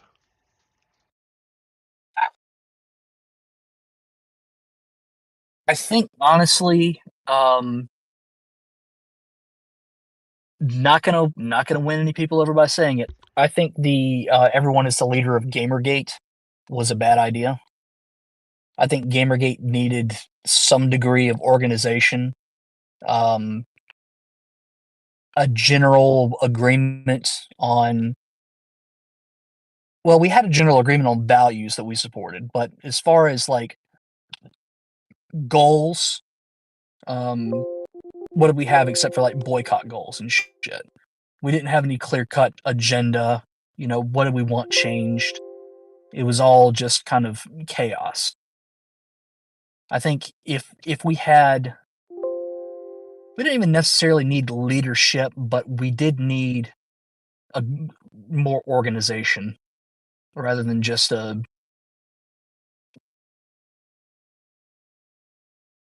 directionless revolt, I guess I could say. We needed the Gamergate Council. Maybe. Honestly, maybe. I don't I don't think anyone would have been satisfied with the Gamergate Council, honestly. I think that would have caused more infighting than anything else. Over who deserved to be on it, or when naturally egos are going to clash if you put them together. So like depending on who's on the council, like some people aren't going to get along with others. So I don't think that would have worked. But like there needed to be some kind of direction, like some agree an agreement between like the 8chan faction and the Reddit faction to have a poll put up about what goals should we have as part of Gamergate. Have people vote on them like a fucking union would, and agree on you know however many goals that we have. They have to meet a certain threshold, something like that. Like I don't know. I'm not a fucking leader, so I can't tell you how the fuck it should have gone. But there should have been some kind of organization to it. All right, this is my last time I'm going to address this in the chat because you're calling me, no talent is calling me a liar and over this. But I just want to say, I did link it here. This is KotakuInAction's current view on net neutrality. As you can see, very different from every single other post on net neutrality that was made during GamerGate. During GamerGate, everyone on Kia pretty much supported net neutrality. We even ran entire operations to support and defend net neutrality. Hundreds and hundreds and hundreds of upvotes on this stuff, thousands, I think, in some cases, perhaps. I don't want to say thousands, but I don't know 100% sure. But yeah, no, just Google, put in the search bar net neutrality, and you'll see. I'm objectively correct on this, and I'm not going to address that specific claim anymore unless you have evidence that I'm wrong. Send it to me in Discord. All right, sorry, Hatman. I didn't mean to cuck your thing, but I do have to address. It's very important to me that I be journalistically correct in this, and how I present things and how I'm doing this. And I'm not just like making a propaganda work, and I'm being fair-minded, and I'm being accurate with all the things that happen that are said. It's really important to me that I do this right. I understand. And I'm sorry I said fuck you, no talent, but dude, you're spurging out in the chat, dude. Especially since you're wrong on this. You could have asked me for a source instead of immediately accusing me of being a Just liar or being y'all take it to exaggerating. Discord. Y'all Yeah. just take it to Discord. Yeah. All right. Why do you think some people claimed that GamerGate was about harassment or hating women?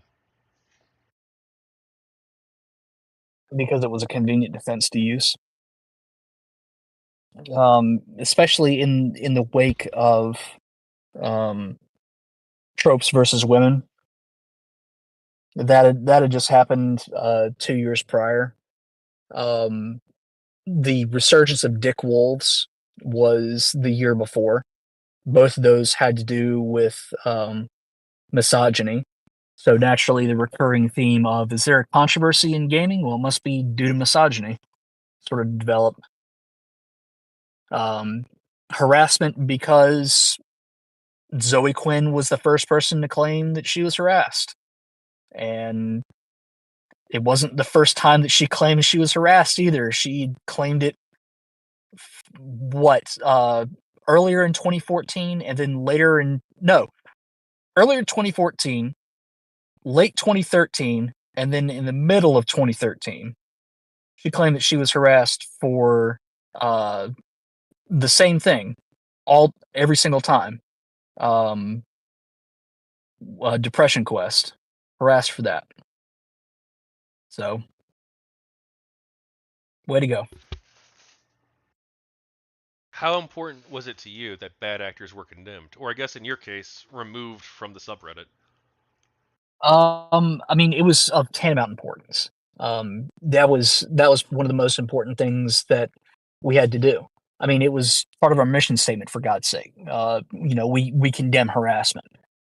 We didn't want anyone who even could be misconstrued as being pro harassment to be, not only pro Gamergate but in KotakuInAction. Like we did what we could to kill any bad actors.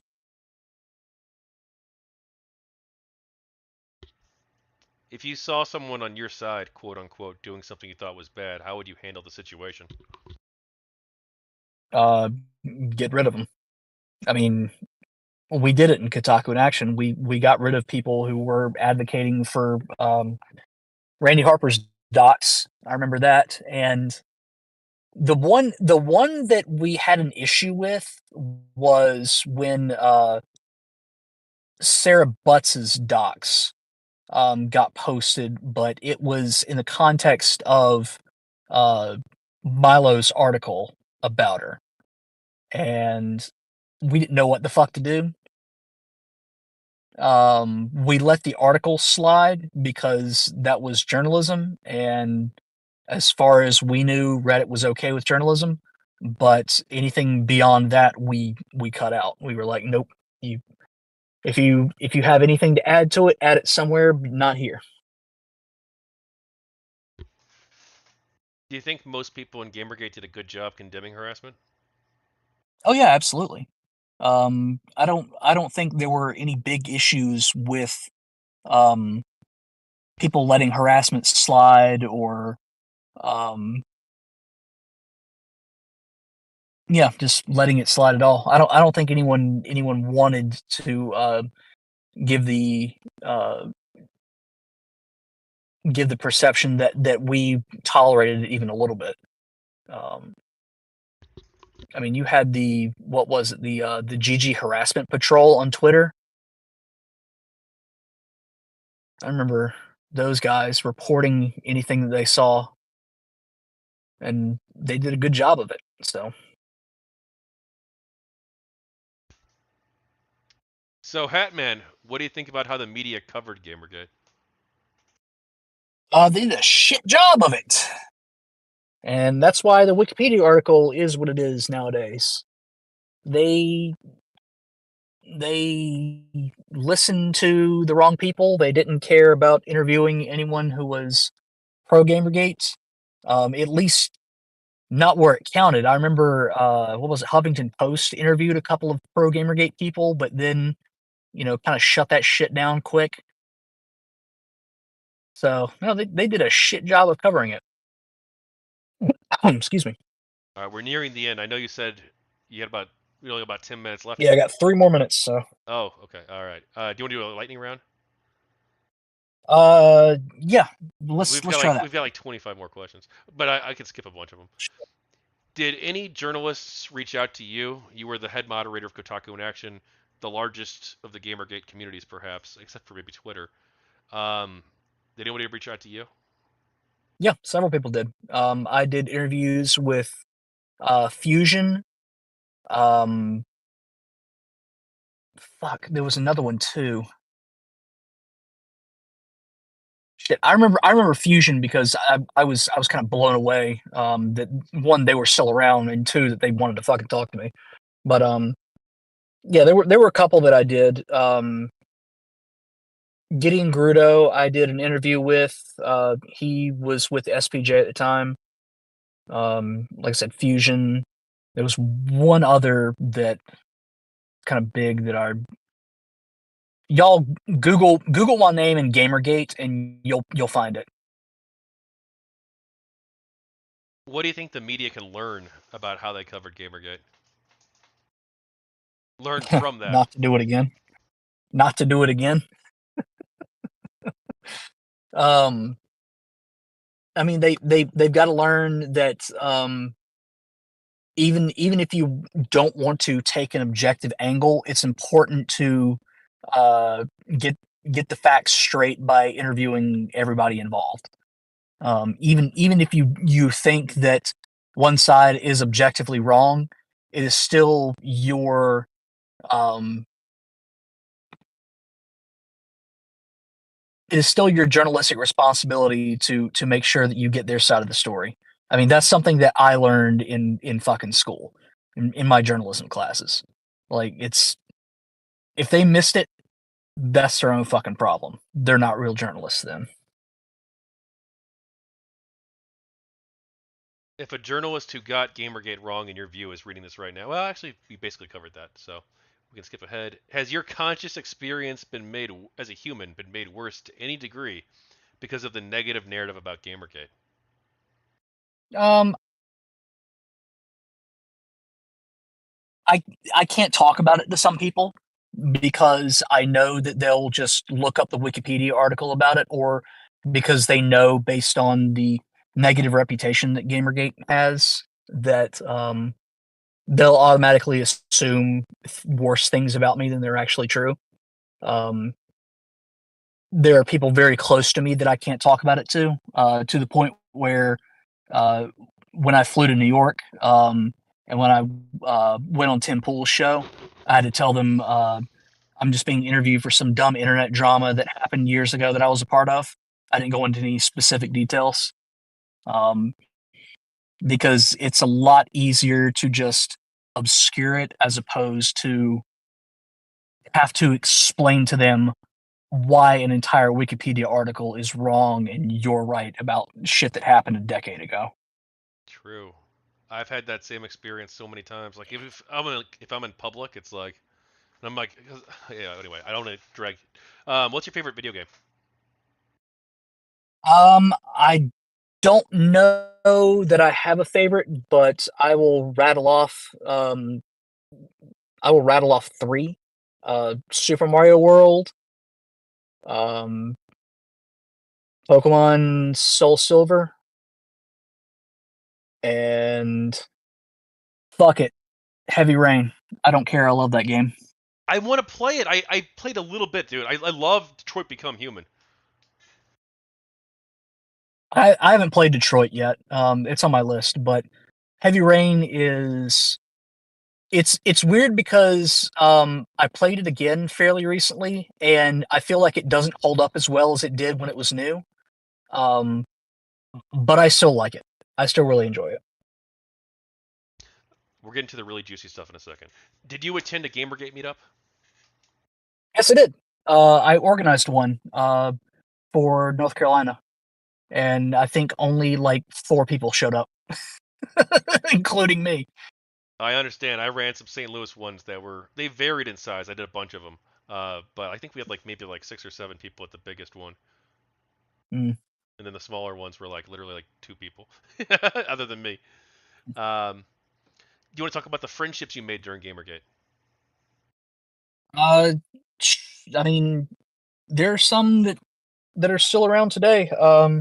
If you remember Brimshay, one of the old KIA mods, I'm still friends with him. Micah Curtis, I've got a business with him. Um, I talked about Porygon Z guy that kind of fucking faded away after his TDS. Um, Brianna Wu, not sure if that's a friendship or not, but that's at least some kind of relationship. Um, all the fucking KIA mods, I love you guys. Tell Hand Even of if you're Bane all to do an degenerate interview. assholes. Tell Hand of Bane to do it. tell tell Bane to do an interview. Bane cannot be fucking bothered. Bane cannot be fucking bothered. Hey, he was always willing to jump on my streams, 7 years ago when I'd criticize him, because I'd always make some Oh video being man. like, "Hey, what the fuck is this shit that's happening on Kia?" And he'd be like, "Oh God, I got to deal with Netscape again. Let me jump on his Let show and." let Bane fucking rest already. He's earned his rest. Yeah. Let him rest. Jack Bowser, though, I got him. I snagged him. Oh, I love Jack. I love Jack's Jack. great. Do you have any thoughts on Vivian James or GamerGate related art projects? Um, I've always liked the Vivian James memes. I think they're fucking amazing. All right, now the That's about juicy all I shit. can Like say about that. I promise, the juicy stuff. The reflections portion. What was your favorite Oof. moment during GamerGate? Oh man. Oh god damn, that's hard. Um, my favorite GamerGate moment. Um, I don't know that I really have one, to be honest. The one that sticks out to me as one of those like holy shit moments was I think it was the very first KIA live stream that I had, and Total Biscuit sends me a fucking DM on Twitter and is like, "Hey, can I get in on this?" And I'm like, "Holy shit, the man himself!" And let him in, and he basically just like took over the whole fucking like everyone went fucking silent to listen to him talk. Like if you go back and watch it, the entire atmosphere changes, and it's fucking awesome. So that's one that stands out the most in my mind, most prominently. Sounds like a good memory. If you could have changed one thing about Gamergate, what would it be?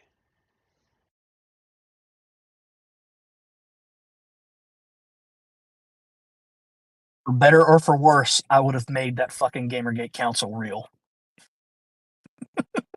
For better or for worse. It probably would have been for worse, but fuck it. I wouldn't put Monday Matt on it. I No. would not have put him on the council. Or King of Pole, for that matter. Oh God, I no. wouldn't have put King of Pole on the council. Not in a million years. Spaghetti would be everywhere.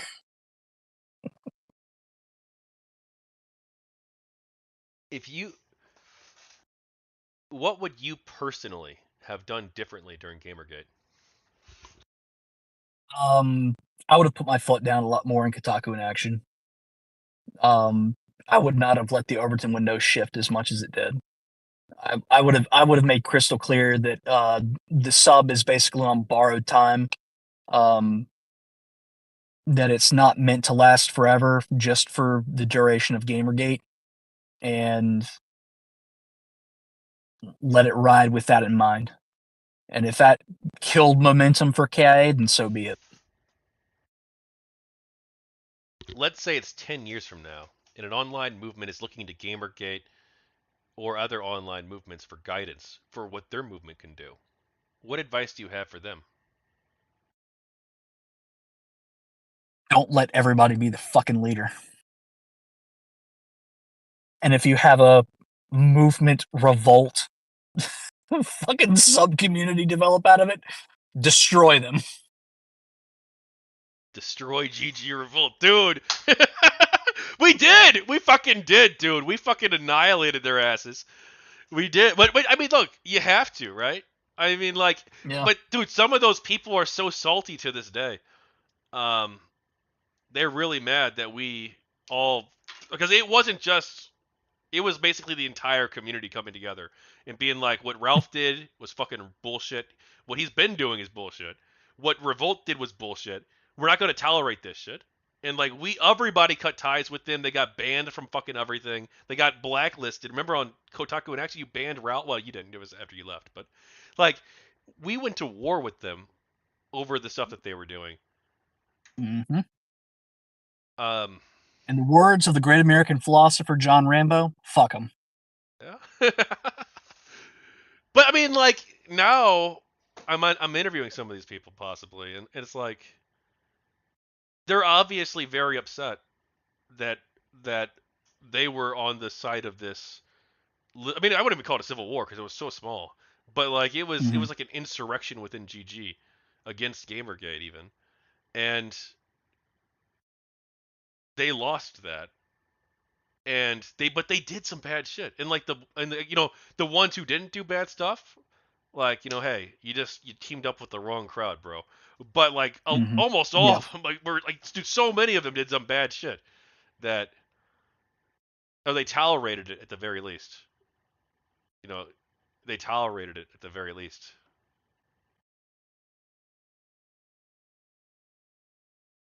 What have you personally learned from Gamergate? Um, that's a good question.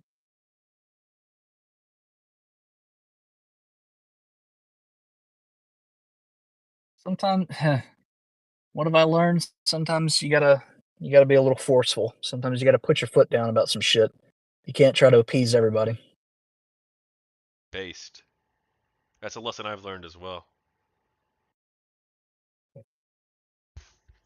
Was Gamergate successful in your eyes? No, nope. I think the problems that we're seeing in video games today are pretty much the result of Gamergate effectively losing. Um, you've got journalism that is arguably worse than it was pre Gamergate and even during Gamergate. Uh, censorship of games out the ass. Um, developer culture that doesn't respect. Um, I guess just does not respect the fans at all.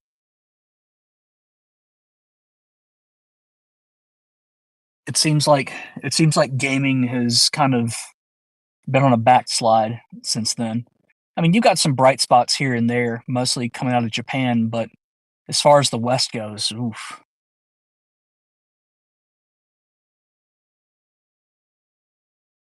Hatman, I wasn't gonna ask this question. I know you want to go to bed, and you're like, "Fuck you, Netscape. Why are you dragging me into this 5 hour interview?" But if this is something you care about, and it obviously is, and it's obviously something a lot of other people care about too. Like I'm not gonna I'm gonna jokingly say GamerGate too, but why don't we like do something professional in the world? Like why don't we create like a real organization that actually like advocates for the things that we want and puts pressure on these publishers and game companies, and like not a leaderless hashtag movement, but like a real life organization. Like there's I'll tell you what Anna Valens told me. You can't do it and expect it to work because there are too many people who hold grudges over what happened in Gamergate to the point where any kind of valuable talk about ethics in games journalism or uh, ethics in the industry gets immediately dismissed as, well, that's Gamergate talk. Even if you were trying to have an actual like legit conversation about issues, it just immediately gets dismissed. You will immediately be labeled as a Gamergater. And I don't think that's going to go away anytime soon. You would have to wait probably another decade at the least before you could start to have those conversations and have people actually listen to them. I don't know. I don't know. Maybe you're right, but you know what? Maybe it's worth giving a shot. Could be, but I don't have a lot of faith. What do you think of this interview project? I think we're about 12 minutes over. Some people reading this, don't worry, this is like the last two questions. The last one's an open-ended one. Some people reading this book might hold a negative view towards Gamergate. Do you have anything you want to say to these people? You are entitled to your opinion, but you are wrong. All right, the last question. Anything else you want to talk about regarding Gamergate? Um, I'll say to you what I said to Netflix. If I had the chance to go back and do it all over again, I'd go back and do it all over again. Me too, Hatman. I know you want to get to bed. I want to say though, this was a moment in time. You really had to have been there. It was the best of times, it was the worst of times. It really was. There's never going It to was be anything like wild times. there's never going to be anything like Gamergate ever again probably. No, There probably might not. be there'll be other online movements probably. Maybe even like leaderless ones. But like there's not going to be anything like this. This was truly a special moment. And it was amazing. And there were a lot of amazing people involved. And it's bullshit that like they've been snuffed away and like the all people who don't actually know anything about Gamergate know is like, oh, those people hate women. It's there was so much beauty and art and creativity and dedication and passion for our hobby, the thing that we cared about, for our industry, and it's all been erased away. All that's left are our memories and some archives and some old videos that are slowly disappearing off the internet more and more every day. And it's all there was so much to this amazing thing. Like there was chaos too, right? There was fucking insanity and there were Oh yeah, people getting doxxed by fucking trolls. And it, like mostly wasn't us actually. It really wasn't. And like there was some bad parts too. But like for the most part, it was a fucking amazing. And it's amazing what we were like able to accomplish and the impact we were able to have, like for being a leaderless, disorganized community, kind of, or semi-disorganized. And like we did some good shit, and we did a lot of good shit, and it's you had to have been there, you know. And maybe yeah. this book captures this. Maybe this book captures that to some minute degree, because I'd do it all over again too. I'd make some different decisions though. Oh yeah, I would too. But all in all, I'd do it all over again in a heartbeat. Yeah, and it was maybe the happiest time of my life? Question mark? Question mark? Question mark? I don't know. it's it's weird that I feel like that is the most significant thing that I've done with my life, and I don't know how I feel about that. I don't know if that's a point of pride or um, some disappointment, but I feel like that's the most important thing that I've done so far. It might be the most important thing I've done so far too. But also, dude, I need to get like a fucking family. I need to. It's time to settle down. You know, the old Tachyon's getting up there in age. It's maybe time to start looking at other Yeah. priorities. But at the same time, at the same time, this was a good cause. It really was. And I'm glad that you were a part of it, Hatman. And I'm so sorry that I cucked your content. I got what they call in the streamer community one guide by no talent. Because like it's so important to me that I be factually accurate. And so like when he's calling me a liar, I'm so sorry, dude. I'm so sorry. But I'm so sorry, Hatman, that I cucked your interview with that. We can take that out from the book. We can take that part out.